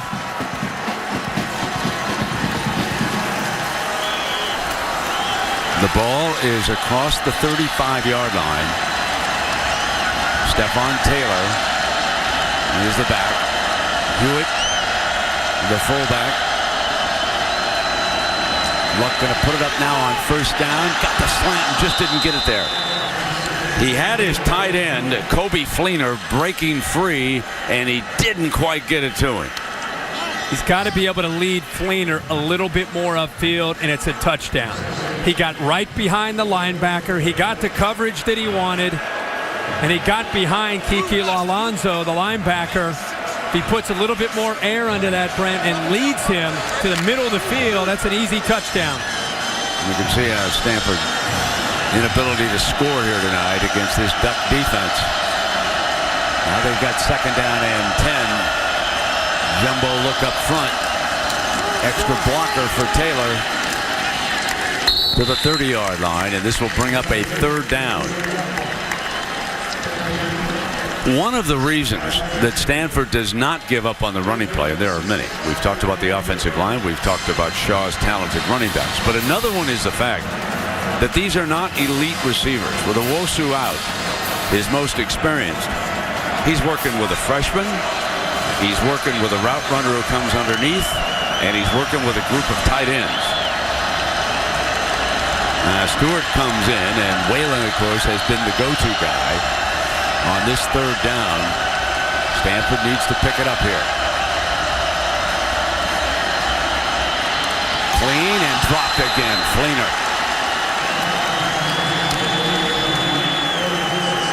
We saw Toilolo earlier drop a third down, potential conversion, and now it's arguably his favorite target, Kobe Fleener, man-to-man coverage. He gets the separation, has a chance there at a first down, and now Stanford only converting 3 of 10 tonight on third downs. So Whitaker is in for a 48-yarder. Obviously, the coaches feel he has a long enough leg, but it doesn't appear to us up here that field goals are going to beat this Oregon team. And that's bad off to the right. That's pushed way outside on that field goal attempt. What'd you think of that decision, Irving? I'm with you. You think David Shaw is thinking, you know what, still early enough in this game, but Whitaker didn't even have a chance from that distance. Didn't hit it good at all. He had a rough night tonight. So we'll take a break. Oregon's in command here.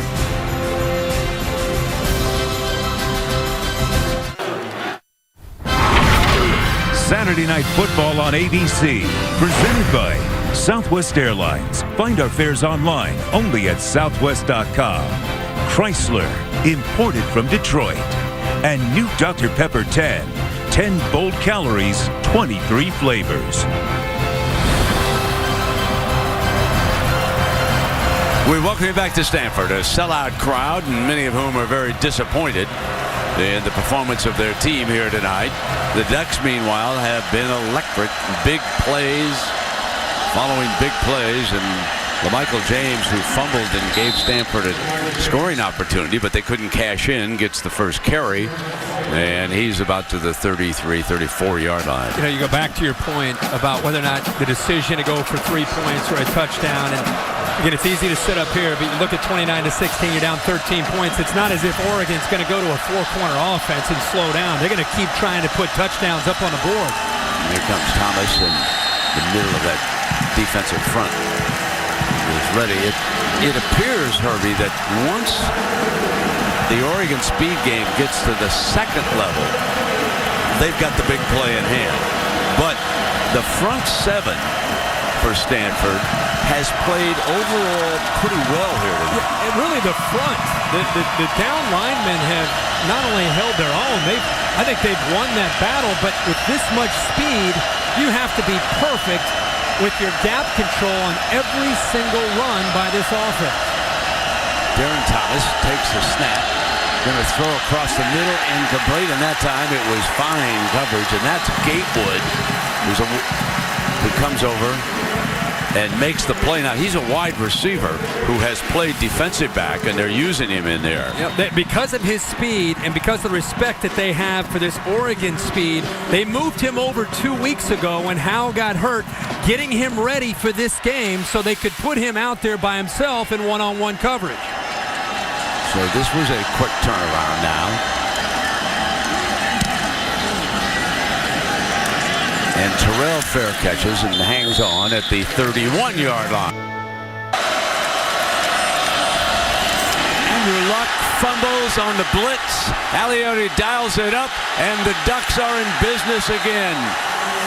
Turner punches the ball out, and it comes free, and I believe that was Hannah who jumped on it. So Aliotti on a 1st and 10 dials up a blitz, and watch the heat. And Brent, there's some miscommunication on the left side of the offensive line. Looked like Jonathan Martin, the left tackle, an All-American, was moving to his outside. Nobody picked up Turner, and he had a clear shot to be able to knock that ball away from Andrew Luck.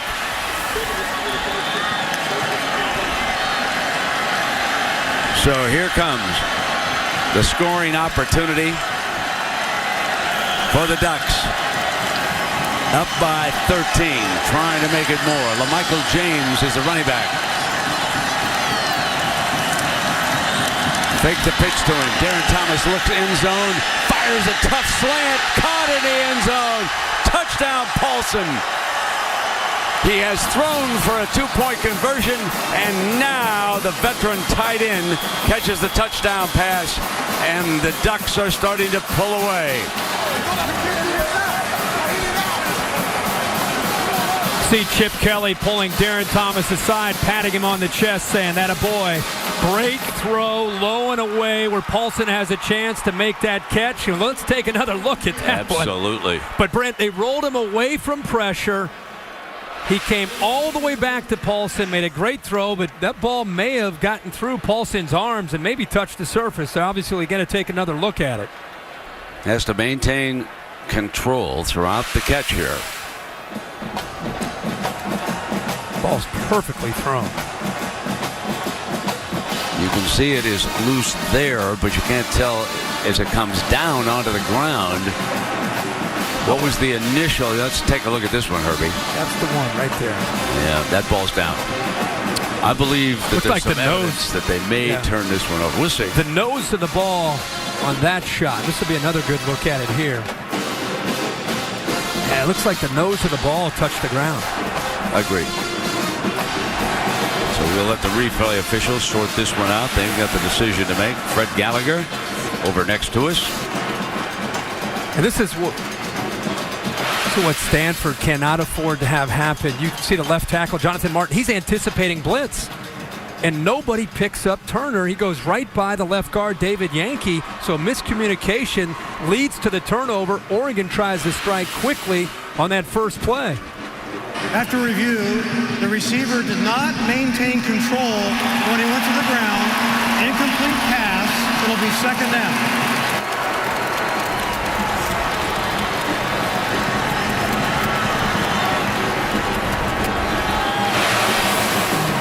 You could see that the nose of the football. Again, the ball's thrown. Paulson, one of the more sure-handed receivers for Oregon. Ball goes right through his arms and touches the ground. Stanford catches a break here now. 2nd down and 10. The 2nd down and 10, and the ball is on the 12-yard line, so they can get a first down without scoring a touchdown.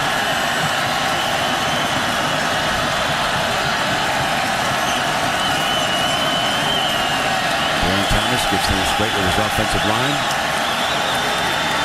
Here's LaMichael, spins and goes nowhere. Gardner is in there. Tough sledding.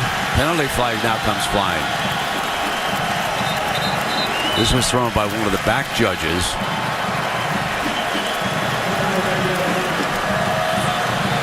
I think that Corey Gatewood got locked up with a wide receiver.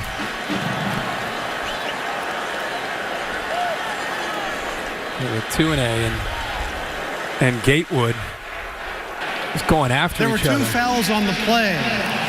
Personal foul on the defense, personal foul on the offense. Those penalties offset are down.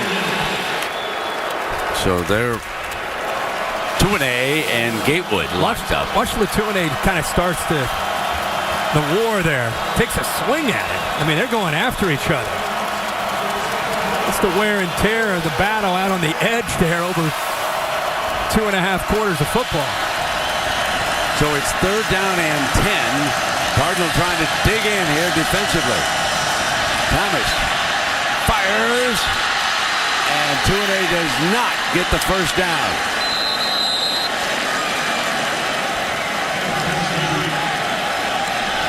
Gave Thomas enough time to be able to let that play open up. But I tell you, this is where Chip Kelly gets aggressive. Again, 4th down. He's going for it here.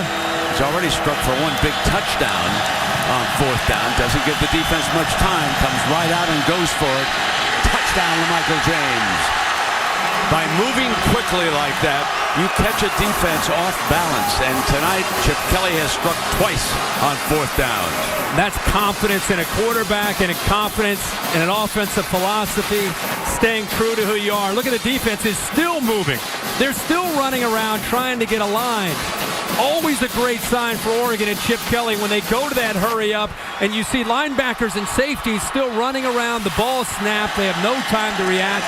And a touchdown. An aggressive nature of Chip Kelly pays off for the Ducks.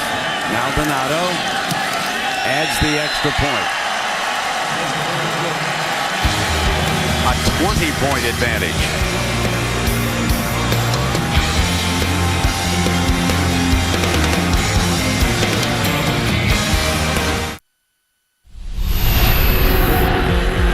On the last play of regulation, chucks it to the end zone. Caught! Michigan State's caught it! You talk about an instant classic. And now they must go for 2. Got it. 56-48. Fumble! Cardinals win it. The win streak continues. Last play of regulation. Fires high and incomplete. Nothing's going to come easy in the battle for the BCS championship game. 3 consecutive weeks, but if we're going to make it 4, Andrew Luck and the Cardinal will have to score some touchdowns here and stop the Ducks. Have we had a fun year? We throw in the Michigan-Notre Dame game. We've had some close calls. The Ducks came into this game with an attitude. They wanted to prove a point. Stanford did too, but right now the Ducks are looking closer at the trophy than the Cardinals. Their coach's trophy presented by Dr. Pepper. That'll be awarded in New Orleans to the 2012 All-State BCS championship game winner. The Ducks got there a year ago, and they were beaten by Auburn. They have only 1 loss. Boise, unbeaten, lost today. How far will they fall? Stanford's in trouble. How far could they fall? And how far up the ladder could the Ducks go? We'll find out tomorrow night. But right now, first things first. Beard slips on the kickoff. Comes up short. Fielded by Montgomery. Montgomery now out of bounds at the 30-yard line. So as we take a look at the Pacific Life game summary here tonight with the big play attack, the quack attack, if you will, and it has been led by, well, their overall offense. What can you say, Irby? Well, they've had big plays. I mean, and you look at time of possession, and you look at how many plays that Stanford's been able to run. But at the end of the day, it's been the opportunities that Oregon's been able to create for themselves in an aggressive nature by Chip Kelly. And we'll see if Andrew Luck, I mean, he's got his work cut out for him. But if anybody has an attitude and physical traits to be able to get his team back in a game, it's definitely Luck.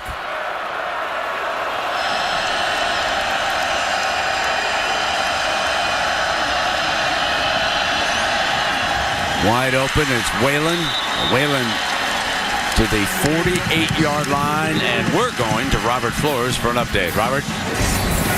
All right, Brent, Alabama, 1 week removed from that loss to LSU, starting to open up some distance between themselves and Mississippi State. Trent Richardson plunges in from close, and it's 17-7, Alabama in the 4th. Up by 10 in that one, eh? So it's first down and 10 here. Stanford trailing. And Andrew Luck steps up. There's a penalty flag, incomplete. The freshman Montgomery was the target. And Alonso was bringing the heat, but there is a penalty flag thrown near midfield in the secondary.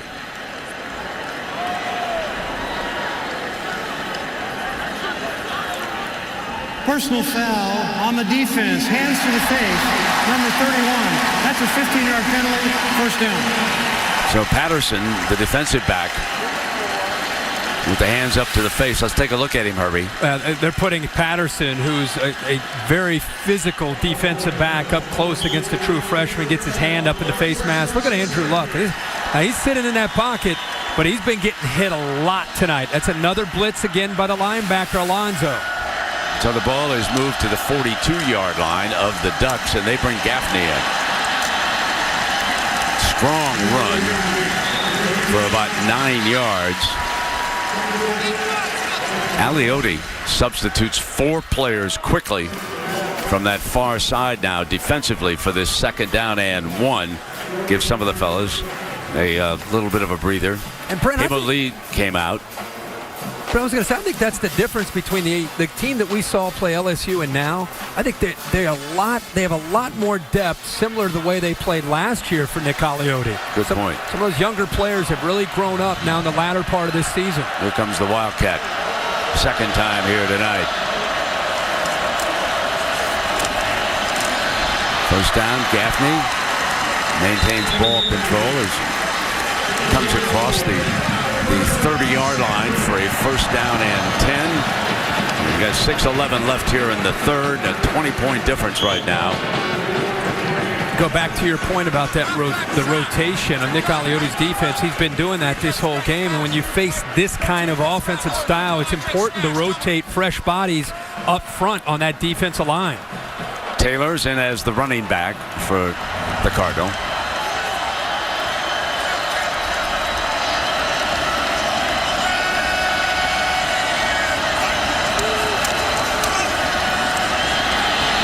Can run, and he slips. Trying to cut back toward the first down as he came across the 25-yard line. He slipped. It's a shame this field is in such bad condition. And I'm not saying that Andrew Luck's going to take this into the end zone. I mean, he's got a lot of people coming around him. But it's really impacting anybody that has the ball in their hands. They don't seem to have real good footing when they're out in open space. I'm going to point out that the Ducks were pretty good in open space. A few of those couple plays. of them, yeah. Second down and 6. Slipping, falling, couldn't get the first down. It's incomplete. It's waved off. And Toilolo going down. This is a little thing for Andrew Luck, but accuracy. If he throws this in front of Toilolo, he catches the ball.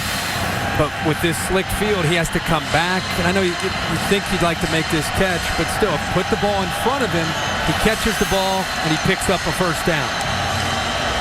Third down.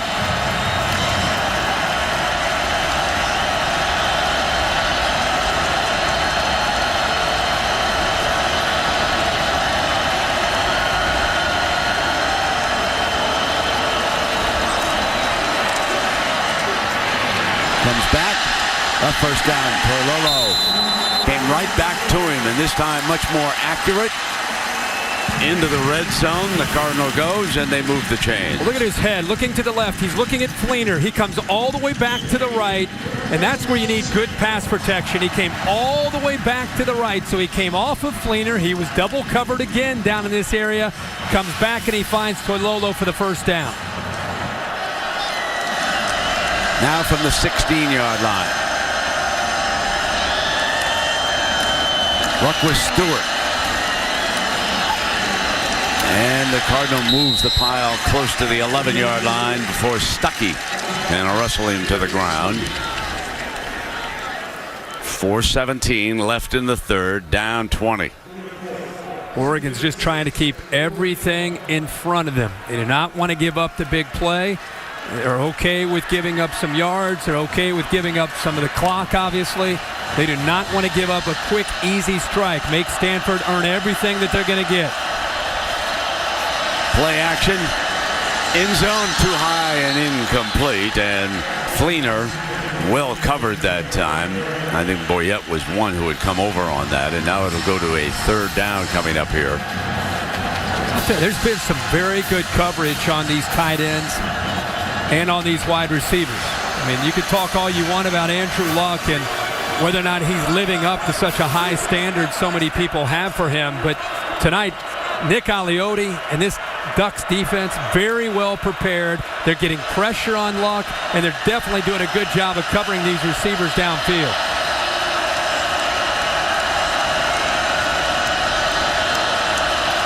Goes empty.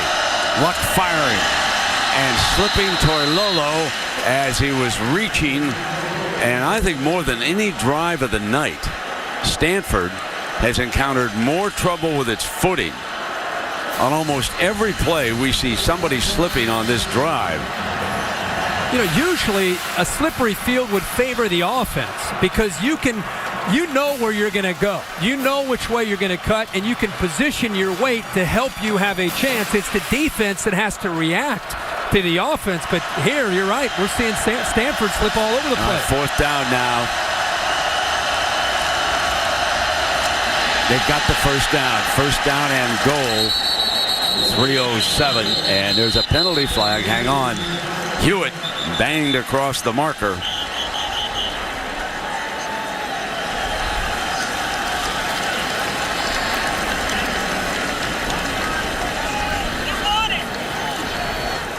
They're calling Oregon for being offsides. They pick it up either way. On the defense, line up in the neutral zone. The penalty will be half the distance to the goal, first down.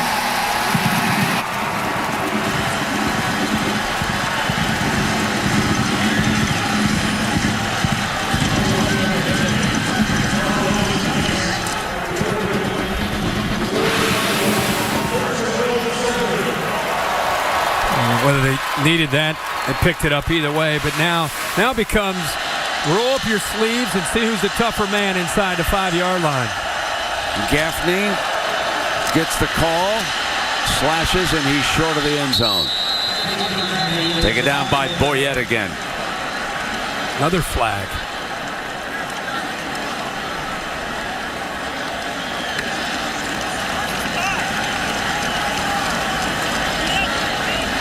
They may have called the same thing, lining up in the neutral zone. Offside on the defense. Line up in the neutral zone. Half the distance. Still first down.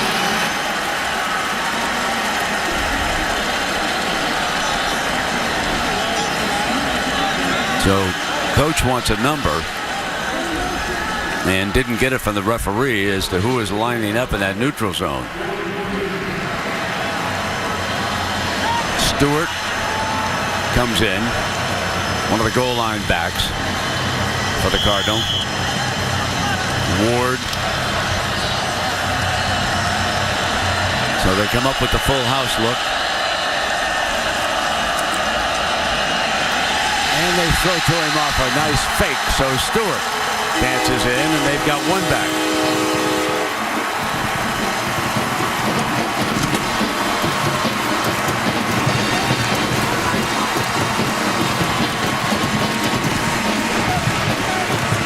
Eric Whitaker on.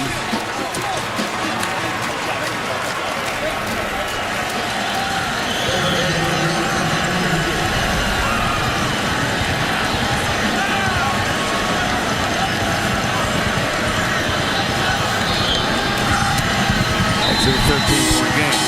But the bigger issue here is whether or not Stanford's defense is able to come up with some stops. Down by a couple of scores, but the Ducks have been running up and down the field. See Clay, who's expecting the run, doesn't have any chance to get out there. Good call here by Stanford. Oregon obviously expecting the big power back Stewart to run the football. They slide him out into the flat. Clay doesn't have any chance to get out there. An easy throw, an easy touchdown. And Brent, you're right. Now it's up to the Cardinal defense. I mean, it's one thing for Andrew Luck to move the ball down the field. It's another thing for the Cardinal to be able to stop Darren Thomas and the Ducks. So we want to show you the images of the day. The big picture presented by Sony. Penn State in its first game in 46 years without Joe Paterno at the helm loses to Nebraska. Clemson in dramatic fashion comes through in the end, and Kansas State survives in 4 overtimes against Texas A&M, and TCU knocks off unbeaten Boise State in Boise. So that gets you up to date, and now the kickoff, and here we go. The Ducks fielded on the 8. That's Thomas with that great speed to the 31-yard line. You hold your breath every time you touch the ball. No doubt. So Stanford's winning streak very much on the line here. They've won 17 straight, 14 straight, and of course their last conference setback was in Eugene. After taking a 21-3 lead, the Ducks came back and buried him in the second half. Now it is Stanford trailing, needing some defense here. Tackling in space, the big issue with this defense. Michael James is the running back. Darren keeps it on a beautiful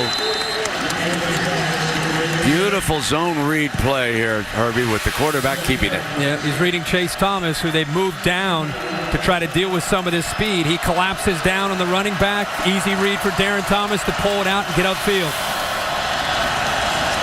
Second down and 2, the ball at the 39-yard line.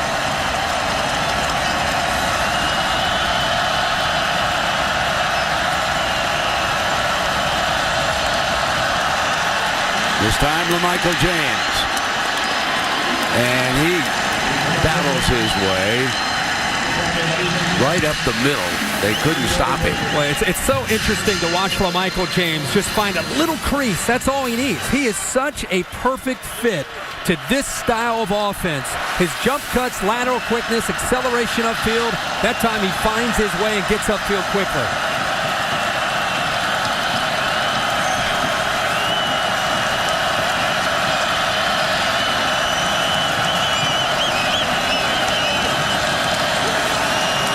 From the 47, they'll run the toss play to James. James backs his way across the 40-yard line on a strong run. Remember, this is where Oregon prides itself on wearing you down. They don't just go with their tempo throughout the game because it helps them on each drive. They also do it because they'd like to think in the second half they will wear you down by trying to stay up with this tempo of Darren Thomas. Kenyon Barner now will give James a break. LaMichael, by the way, has rushed 15 times for 122 yards and 2 touchdowns. Second down and 2, a toss to Barner. And he catches a beautiful block on that play by Mark Asper, the guard who had pulled. And the guard pulls around. Also, the big center, Grassu, pulls around. You have the receivers 2-A downfield. But I just think the patience here by Barner is exceptional. He waited for Asper. He waited for all the blocks. And then once they were made, then he got in behind them and picked up good yards. From the 29-yard line, Darren Thomas goes sideline incomplete. 2-A was the intended target. And it will be second down and 10, and the Cardinal must come up with a stop here. They cannot trade blows with this offense. See some of the frustration on the face there at 2-A. It's because he was wide open. He knew that he had his man beat. He was out of position. Second down and 10. Checking back with Chip. Got a read on the defense from upstairs. And now the Cardinal readjusts. Chip's trying to make another adjustment after the Cardinals did their own adjustment. Second down, and it'll be LaMichael James breaking close. to a first down. Terrence Brown brings him down, but he's to the 20-yard line. Yeah, and Chip Kelly was going crazy on the sideline to make sure he got the play he wanted. And then quickly back, and James is stuffed this time, and there's a penalty flag. Was there a motion on this one? Was it too quick? That flag was flying. Stanford was trying to get players on and off the field, and they may have too many men on the field. Yeah, it's going to go against Stanford. There was no play because the defense had 12 players. That's an illegal substitution foul. That's a 5-yard foul, which will result in a first down. That's the risk you take when they go to this warp speed and you decide to try to run on the nose guard, Terrence Stevens. Somebody's got to come off. And by the time he realizes he's got to come off, it's Ben Gardner in full sprint. They just stop the play. It is tricky learning how to substitute as we come to the end of the third quarter. On the far side of the field, that is even more difficult. This presentation of Saturday Night Football presented by Southwest Airlines returns after this message and a word from our ABC station.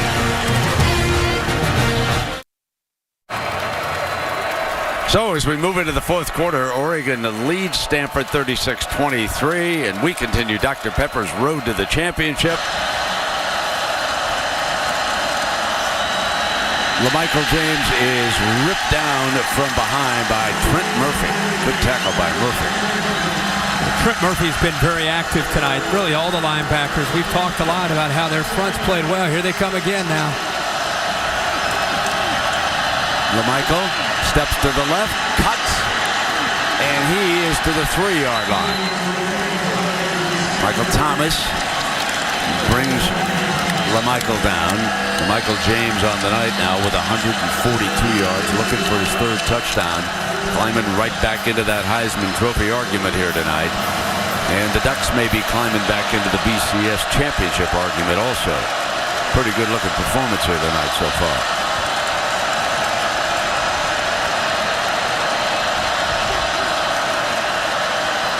LaMichael, touchdown number 3. 3 touchdowns for LaMichael James. Was he down at the 1? He may be down at the 1. Again, he slips by, and then once he gets by here, there's the strength, Brent, that we've talked about. That ball looks like it's across the plane to me. By the time he touches, doesn't look like it's all about where the football is, right? Yeah, maybe he's a half yard short. Mm-hmm. Yep.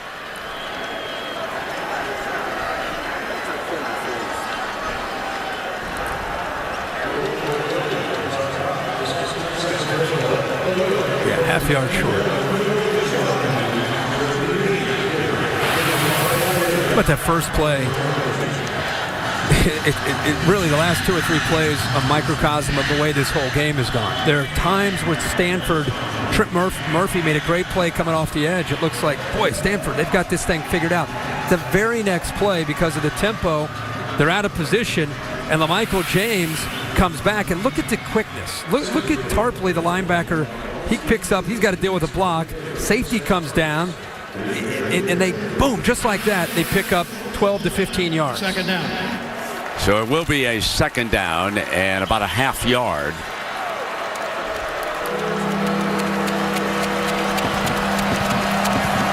Jordan Richards, the safety, is a true freshman. Last year he was tackling high school running backs. Tonight he's trying to stay up with LaMichael James.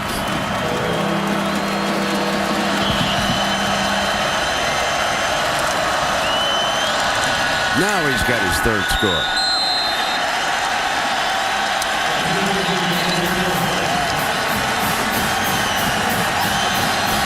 And the Ducks are quacking. Michael James let his teammates know that he's healthy and that he's been pointing to this game. He's put up some big numbers tonight.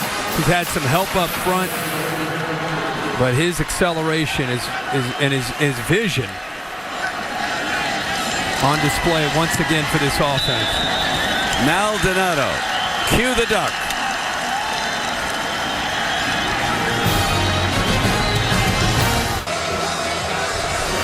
So we are back, and number 4 Stanford is in serious trouble as we take a look at this week's BCF standings, brought to you by Discover Card. Herbie, already Boise State a loser here. Yeah, and the way this game is going right now, Oregon has the upper hand. Stanford potentially could be eliminated. So you have LSU, Oklahoma State, Alabama. And then it starts to become interesting. Oklahoma, who is off this week. You have Oregon potentially winning a big one here tonight on the road. Arkansas with a big win. Kickoff is fielded at the 12 now by O'Manum. And O'Manum breaks free. They put him back there instead of Montgomery, and he fine return out to the 37-yard line. And this is a look at the standings, Herbie. And you go back to Oklahoma State, who controls its own destiny. Big game at the end of the year in Stillwater, Bedlam, Oklahoma State and Oklahoma. But you're one potential upset away with Oklahoma State from this becoming a real heated debate about who could be up there with LSU. I mean, Oregon's trying to state their case right now. If Oklahoma were to beat Oklahoma State, they would be up there in the discussion. Alabama's going to obviously be in the discussion. So on 1st and 10 for Luck and the Cardinal. Fires to Whalen at the 46-yard line. Driven out of bounds after about a 9-yard gain. Well, join Reese, Kirk Herbstreit, and the gang for the BCS Countdown tomorrow night, 8:15 p.m. Eastern Time. They'll tell us how it all shakes out there in the top 10. And it's getting interesting, isn't it, folks? 8:15 tomorrow night. We'll see what Andrew Luck has got left in the tank here.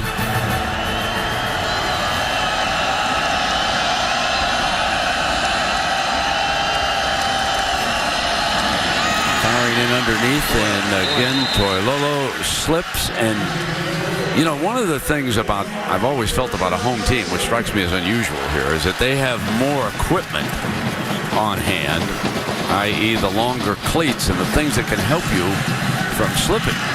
But it is pretty obvious that Oregon's having a better time of it here on this field. That pass is thrown high and incomplete, and that was Montgomery over there, and that just strikes me as a little bit unusual.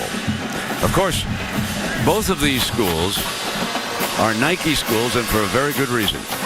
Phil Knight, CEO of that corporation, attended both of these schools, an undergraduate at Oregon, and he got his graduate degree in business here at Stanford. He is right there in the center.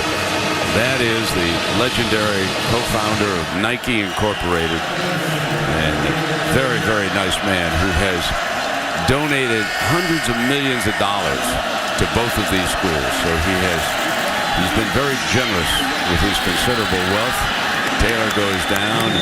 We take a look at the numbers that we came up with. Estimated $300 million to Oregon, and to the Stanford Graduate School of Business, at least $105 million back in 2006. And so you talk about a man who has supported both of the institutions where he went to school, and there he is watching the game from the radio booth, I believe that is, for the Oregon Ducks. And there's Fleener in underneath. And he's down to the 30-yard line for a 1st and 10. Well, Stanford just trying to sustain a drive here in a big 3rd down. They finally get the ball thrown to a receiver where he's not slipping. And when you throw an accurate pass, it allows Fleener to make that catch and get upfield. And you know, that's one of the things that you'd like to see, the leadership from Eddie Pleasant. That's what Chip Kelly was trying to say. Hey, big 3rd down, chance to get him off the field. We've got to come up with some plays. Well, here's 1st down. Toilolo, and he comes across and picks up a 1st down into the red zone in the 19-yard line. I believe that the Cardinal, if I'm not mistaken, they're 4 for 4 in the red zone here tonight. Yes, they are. And you see he continues to use the tight ends. And this is where Chris Owusu, in a game like this where you're going to hurry up, you're playing catch-up, you really could use a receiver out on the edge with a great deal of experience. 1st down, and Whalen with a 1st and goal at the 8-yard line. He's got one-on-one coverage on the outside. We just talked about what Owusu can do, but Whalen has had to pick up the slack. He's man-to-man against Troy Hill, gives him a nice shake there at the line of scrimmage, and once he's able to separate from Hill, then it comes down to the timing and a rhythm there between Luck, who you could see in the background, and Whalen. By the time Whalen turned out of that cut, the ball was in the air on the backside shoulder, exactly where it needs to be, to give Whalen a chance not only to make the catch, but get upfield there and try to shake loose from Hill.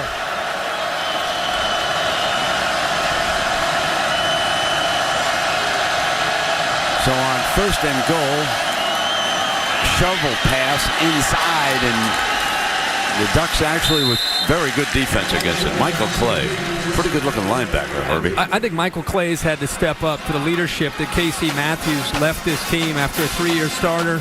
Meant so much to the team. The coach is telling us that he's kind of the glue now. Has outstanding speed. He's healthy now. He had an ankle back in week 2 against Nevada. Outstanding instincts. And they just say the overall defense as a group plays much better when 46 is on the field. 2nd down and goal for the Cardinal.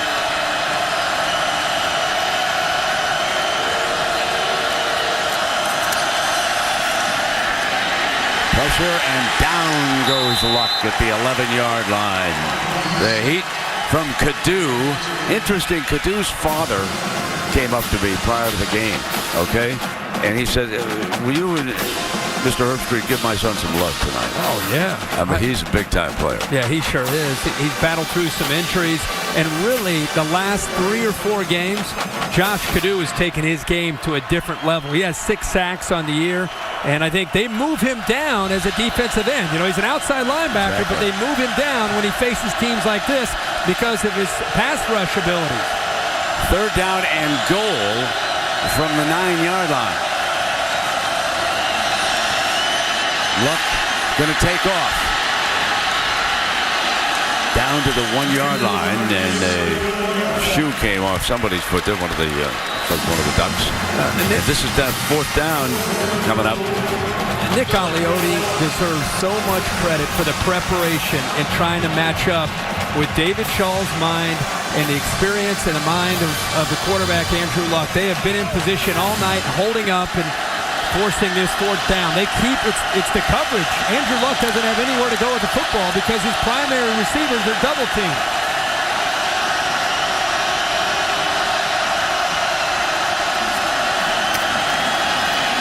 Cross into the end zone.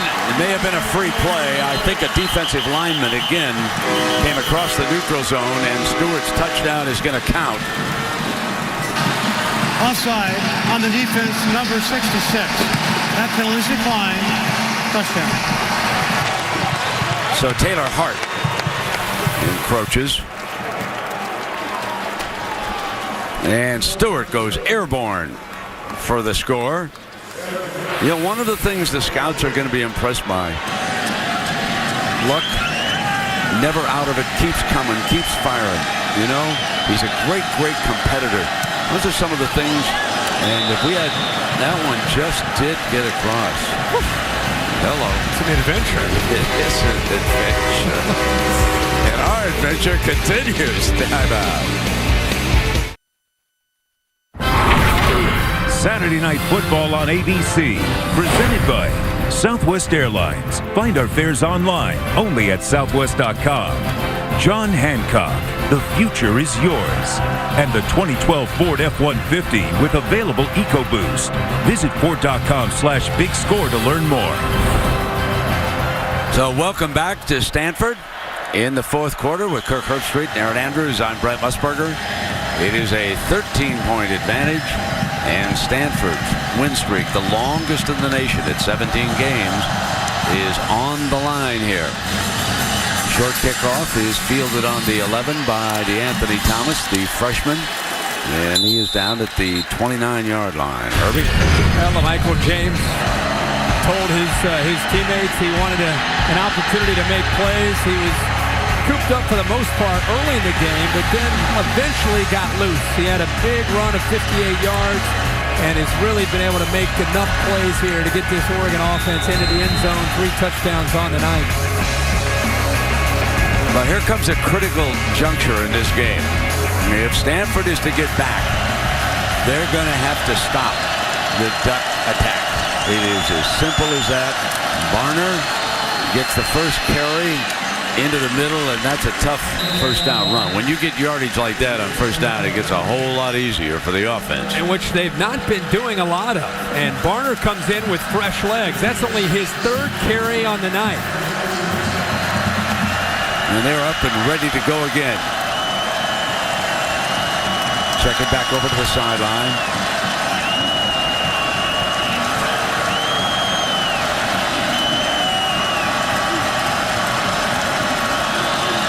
And again, and bring a little time off that clock with this 13-point lead.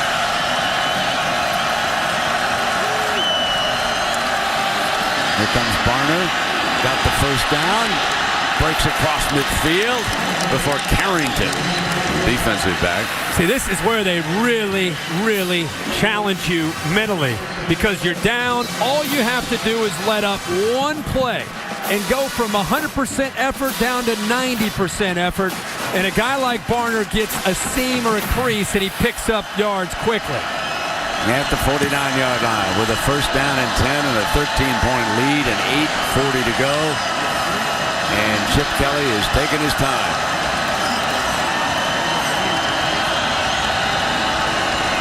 Milking it down, bringing it to 5. Now they got to get ready to put it in motion, and the clock is apparently not running somewhere.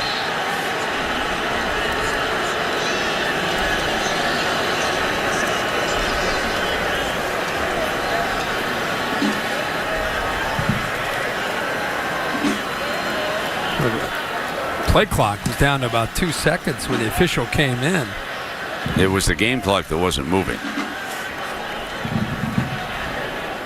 So they'll have to make a decision on where to reset it.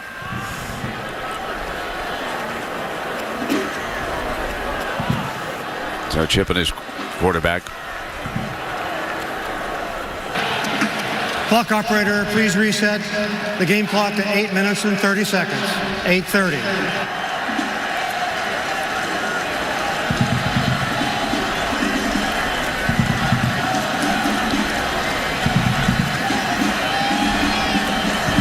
So since that first quarter, when they were stymied a little bit again, Chip Kelly just keeps probing.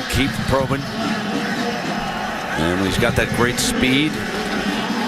Finally was able to turn it loose for some big plays here, and he's dominated. And Michael watching. He's had a big night. 146 yards and 3 touchdowns.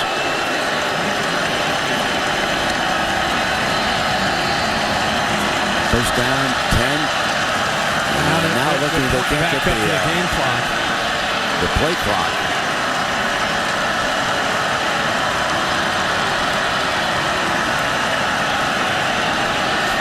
Chip Kelly thinks the game clock should be running. And the referee's going to stop it. The play clock started to run down, and then it started over again. Went back up to 25.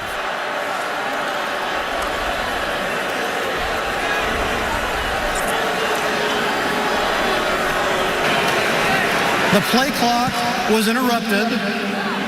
We're going to reset the play clock to 25 seconds, and the game clock will not start until the snap.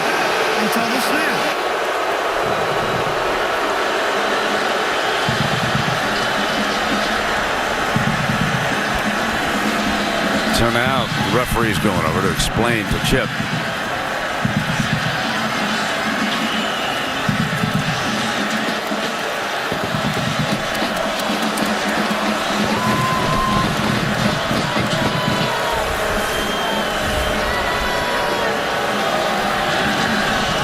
He wants him to go ahead and run it now. First down and 10. From the Cardinal 49-yard line, and it's Barner, like Herbie said, with those fresh legs, and good first down run again before Murphy can make the stop, and game clock moving along now. And they get up to the line of scrimmage, and even though it seems like they're working the play clock, you never know when they might go with that quick snap.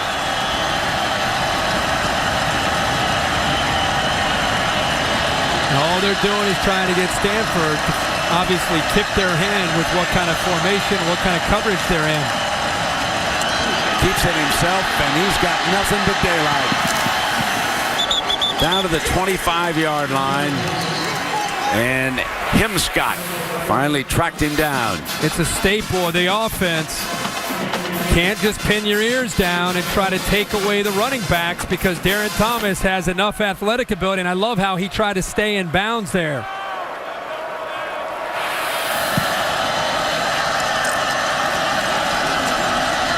Milking the clock with this 13-point lead. And at the 25-yard line, the nation's longest winning streak in jeopardy here. And Barner is stopped by A.J. Tarpley. Tarpley's been busy, hasn't he, Brent? Yes, he has. He's been out there. So that winning streak for the Cardinal, Herbie, stands at 17, and that would mean Boise State's done, so Oklahoma State and LSU. And I know that Houston story of that quarterback, Keenum, is going to attract game day next week to go down there. That's right. That'd be nice to go down and take a look at that young man. His gaudy numbers are unbelievable.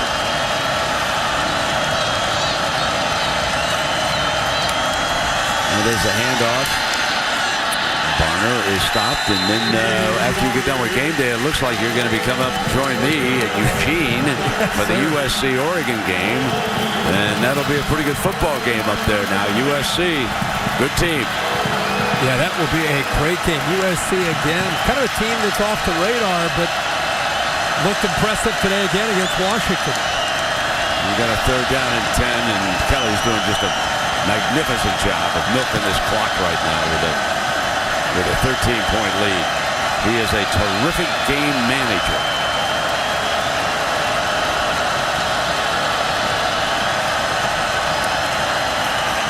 And he keeps the fresh legs in Barner.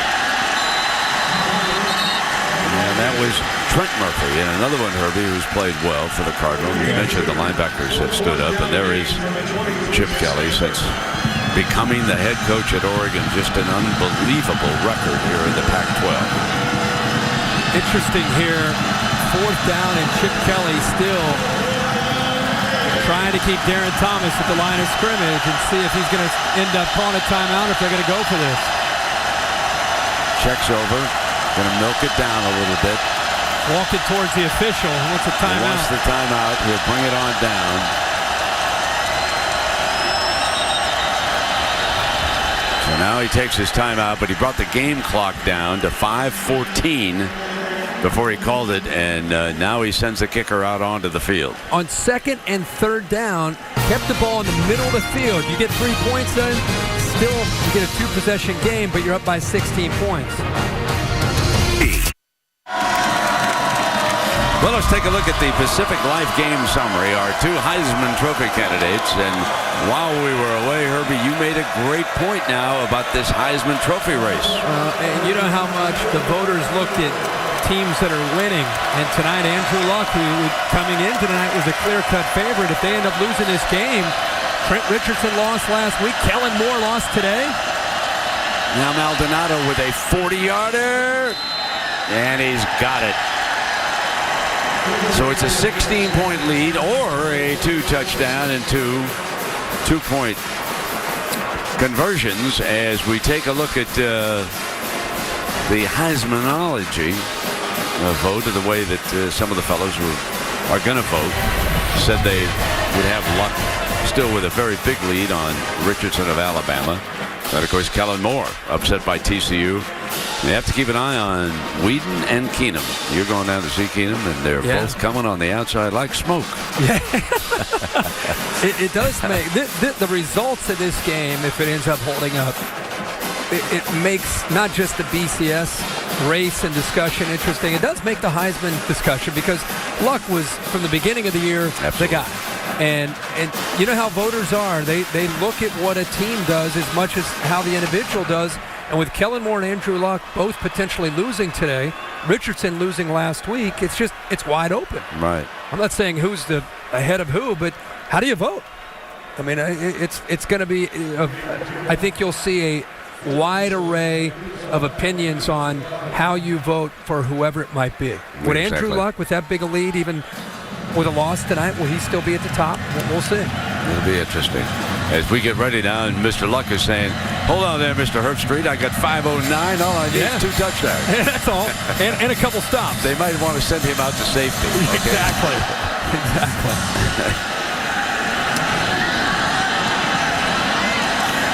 So there's the return by Stewart. And I want to remind everybody that on Monday night, the Green Bay Packers welcomed the Vikings to Lambeau Field. And no one is hotter in the National Football League than Aaron Rodgers. But remember back in the days when he played at Cal for Jeff Tedford? Well, there are his percentages. Pretty good now, right? 24 touchdowns and 8 interceptions in his senior year with the Cal Bears. And, of course, the Bears are coming in to play Stanford here next week in the big game.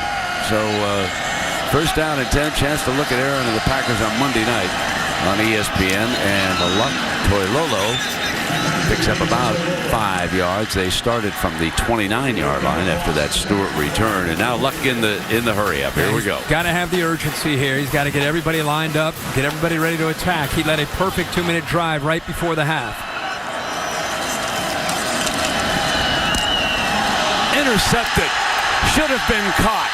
Instead, it's going to be a pick six. Taken in by Lacombo. From Fresno, California, the sophomore linebacker. Look what I found. What a moment for a defensive player, and heartache for Andrew Luck, because I thought, looking at the play live, that it should have been caught. But we'll wait and take a look at replay here. It looked like it was right in his arms, and that's more impressive to me than any number that you could talk about. What Andrew Luck did right there to a true freshman after throwing a pick six, he goes right up to him and he pats him on the helmet. That's more impressive than anything that I've seen all night tonight from Andrew Luck. Instead of being selfish and worried about a pick six, he pats the kid on the back and he says, hey, shake it off, don't worry about it. That's impressive. And in the stats tomorrow, you look at this, it's another pick six for Andrew Luck, right in his arms. You're right, Herbie. The Heisman race getting real interesting. And Andrew Luck throws his second interception of the night, comes over to the freshman and just tells him to kind of shake it off. It's been a tough night for this offense. Oregon's done a really good job coming into tonight. Number one in the Pac-12 in passing efficiency defense. They have mixed up the looks and created enough pressure on Luck to make him uncomfortable back there in the pocket. But that interception was in the receiver's hands, and he just slipped through his hands, and it was a nice play by Oregon.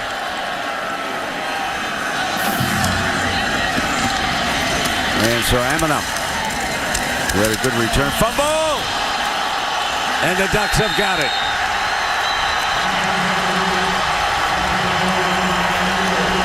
It is starting to get ugly. How about Rob Beard, the kicker, getting down there and recovering it? Remember the onside kick last year? He recovered that in Eugene. He's an athlete. He's not afraid. He's in there. Ball is clearly loose. And there's Beard.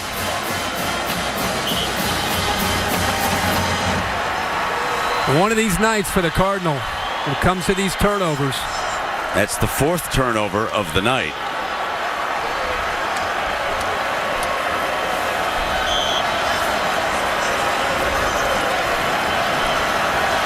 The James gang. They're ready to go back to work. And Trey Carson, talented youngster for the Ducks, is going to see his first action. Freshman out of Texarkana, Texas, and there's your difference in the ball game right there. Stanford had 7 turnovers coming into the game tonight, and 4 in his huge showdown with the Oregon Ducks. So the Ducks battle themselves right back into the BCS picture. LaMichael James has to be discussed now when you're talking about a Heisman Trophy. And the Ducks will go home with a chance to win the North and host the first championship game as it has slipped away from Stanford. Control of the North is gone as far as Stanford is concerned, and it has shifted to the Northwest. The American Music Awards live Sunday, November 20th, 8/7 Central. One place to see all your favorite artists and performers. Taylor Swift, Pitbull, music's biggest night. That's coming up live. So it is 3rd down and 12. And it is clock milking time for the Ducks. Let's put this up front. This is a very impressive performance by Oregon. I didn't run into anybody who thought the Ducks were going to come in here and blow Stanford's wheels out. I didn't hear that. Fumble! He fanned on the pass, and it looked like a battle for the loose ball. I'm not sure the Ducks didn't jump back on it. It looked like Masafilo came in from behind and knocked that ball away from Darren Thomas. Let's see if he gets a hand on it. Yeah, gets a hand on it, knocks it away. Masafilo's been busy. That whole front, Masafilo, Stevens, Ben Gardner, when they've moved Trent Murphy down.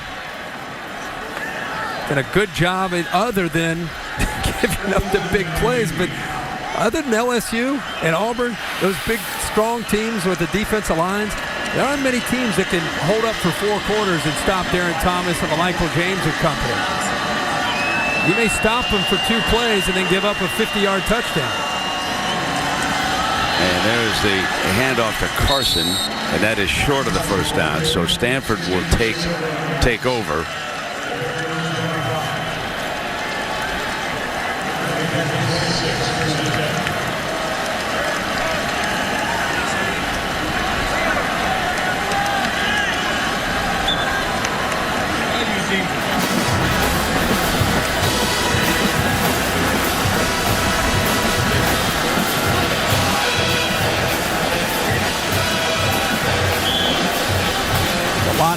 On the line in this game tonight. You talked about the Pacific Northwest and what Oregon's done since Chip Kelly's taken over as the head coach.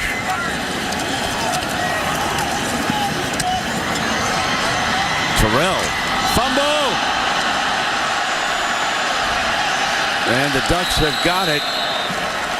And now a penalty flag comes flying.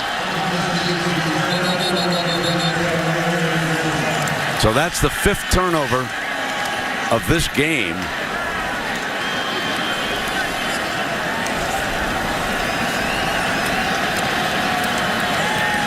And that look says it all right there. David Shaw. On the defense, number 92, it was after the fumble recovery, 1st down. Avery Patterson, the nickelback, one of the players that has really improved from behind, knocks the ball loose. This Ducks defense has been attacking the football all night. It's like Eddie Pleasant got his hands on that football. So Stanford no longer has its winning streak or its big rating in the BCS, but they've got one thing, Herbie. They got the best women's soccer team in the country. Is that right? That's right. They are ranked number 1. You know, this is just a great school. It's not, obviously, the football team's had a wonderful run here for a few years. But some of the other sports around Stanford, women's sports, basketball team, and this was last night. You wouldn't guess who was there. Watch this header against the Montana Grizzlies. Oh, wow. Beat them 3-0. They shut out. Now, I got to ask you, in football, that draws a penalty flag. How come that's legal with women's soccer? Just kidding now. But I'll tell you, Mariah Naguiera's header was as pretty a header as you'll see. That was a beautiful goal. So they bring this one to an end. And Stanford has lost control of the Pac-12 North. Reminder to stay tuned now for the 4th wrap-up. It'll come up right after tonight's game. don't forget, Pac-12 championship, the winner of this game more than likely will be in position to host that game. It's okay if you say Oregon is in position. It's okay. Is it okay to say that? It's okay. You can say that. Okay. Can I say, can we assume they'll beat Oregon State? You could say that they're in position. And we'll find That's what out. I'm saying. In We'll go position. see against the Trojans, okay? Yeah, USC, Oregon State. But yeah, a chance to host the Pac-12 championship game at Autzen Stadium. So for Arizona State, or whoever ends up coming out of the Pac-12 South, they'll have their hands full. Good luck with tickets. What a great coaching job by Chip Kelly and this entire staff. Hats off to Nick Aliotti and Mark Helfrich. They're the two coordinators. And now let's go down to Aaron with Coach Kelly. Let me ask you first about LaMichael James. 3 touchdowns tonight. How was he able to eventually get loose in this game? I think when you play a good team like Stanford, it's not going to happen early in the game, but we feel like the way we practice, the way we condition is eventually some things will break, and that's what happened. But that was a good football team. It was a great game. Good football team, but you continue to be able to find their defense out of position tonight. Why? It's just, I think we got a good team. I think they got a good team. It was a back and forth game until about that last minute when they turned it over a couple of times, but we weren't real like we have this thing until about a minute to go in that game. So I know you hate answering questions about the defense. Don't give me a hard time about this. But I have to ask you about getting pressure on Andrew Luck. How were you able to make him uncomfortable all night? I think our D-line is playing at a real high level right now, and they're doing an unbelievable job. And you got kids like Josh Kadoo, Deion Jordan, all those other things. I can't tell you scheme things about our defense, but I can tell you that I love them. And finally, you come in here, you beat Stanford convincingly. What does this do for your chances in the BCS? What do you think? We got no idea about that. All we care about is being 1-0 on Saturday night. We know we got a really big game next week against USC at our place. And you have no idea. I said the same thing about the BCS. We got to pick our head up sometime in December and see what this thing is. But if we start thinking about that stuff right now, that's not been our formula right now. Our formula is win on Saturday night. We're going to go home. We'll watch some USC on the plane, and we'll get ready for a big game next week. Thanks, Jeff. All right, thanks. So, Herbie, the Rose Bowl would be a pretty good landing place for these Oregon Ducks now that we think about it. Sure and would. if they host the winner of the South, they're going to be a big favorite up in Eugene. How about tonight? 63 plays, 53 points. And I know the turnovers helped them. It's 63 plays, 53 points. And we wanted to know the speed versus the size, who would win out? And again, we see it a lot in college football. The speed just too much for Stanford. Slippery field? Why, these Ducks practice in the rain all the time. No problem, man, no problem. Let's just turn the quack attack loose. And the James gang did it here tonight. Big win, 53-30. Ducks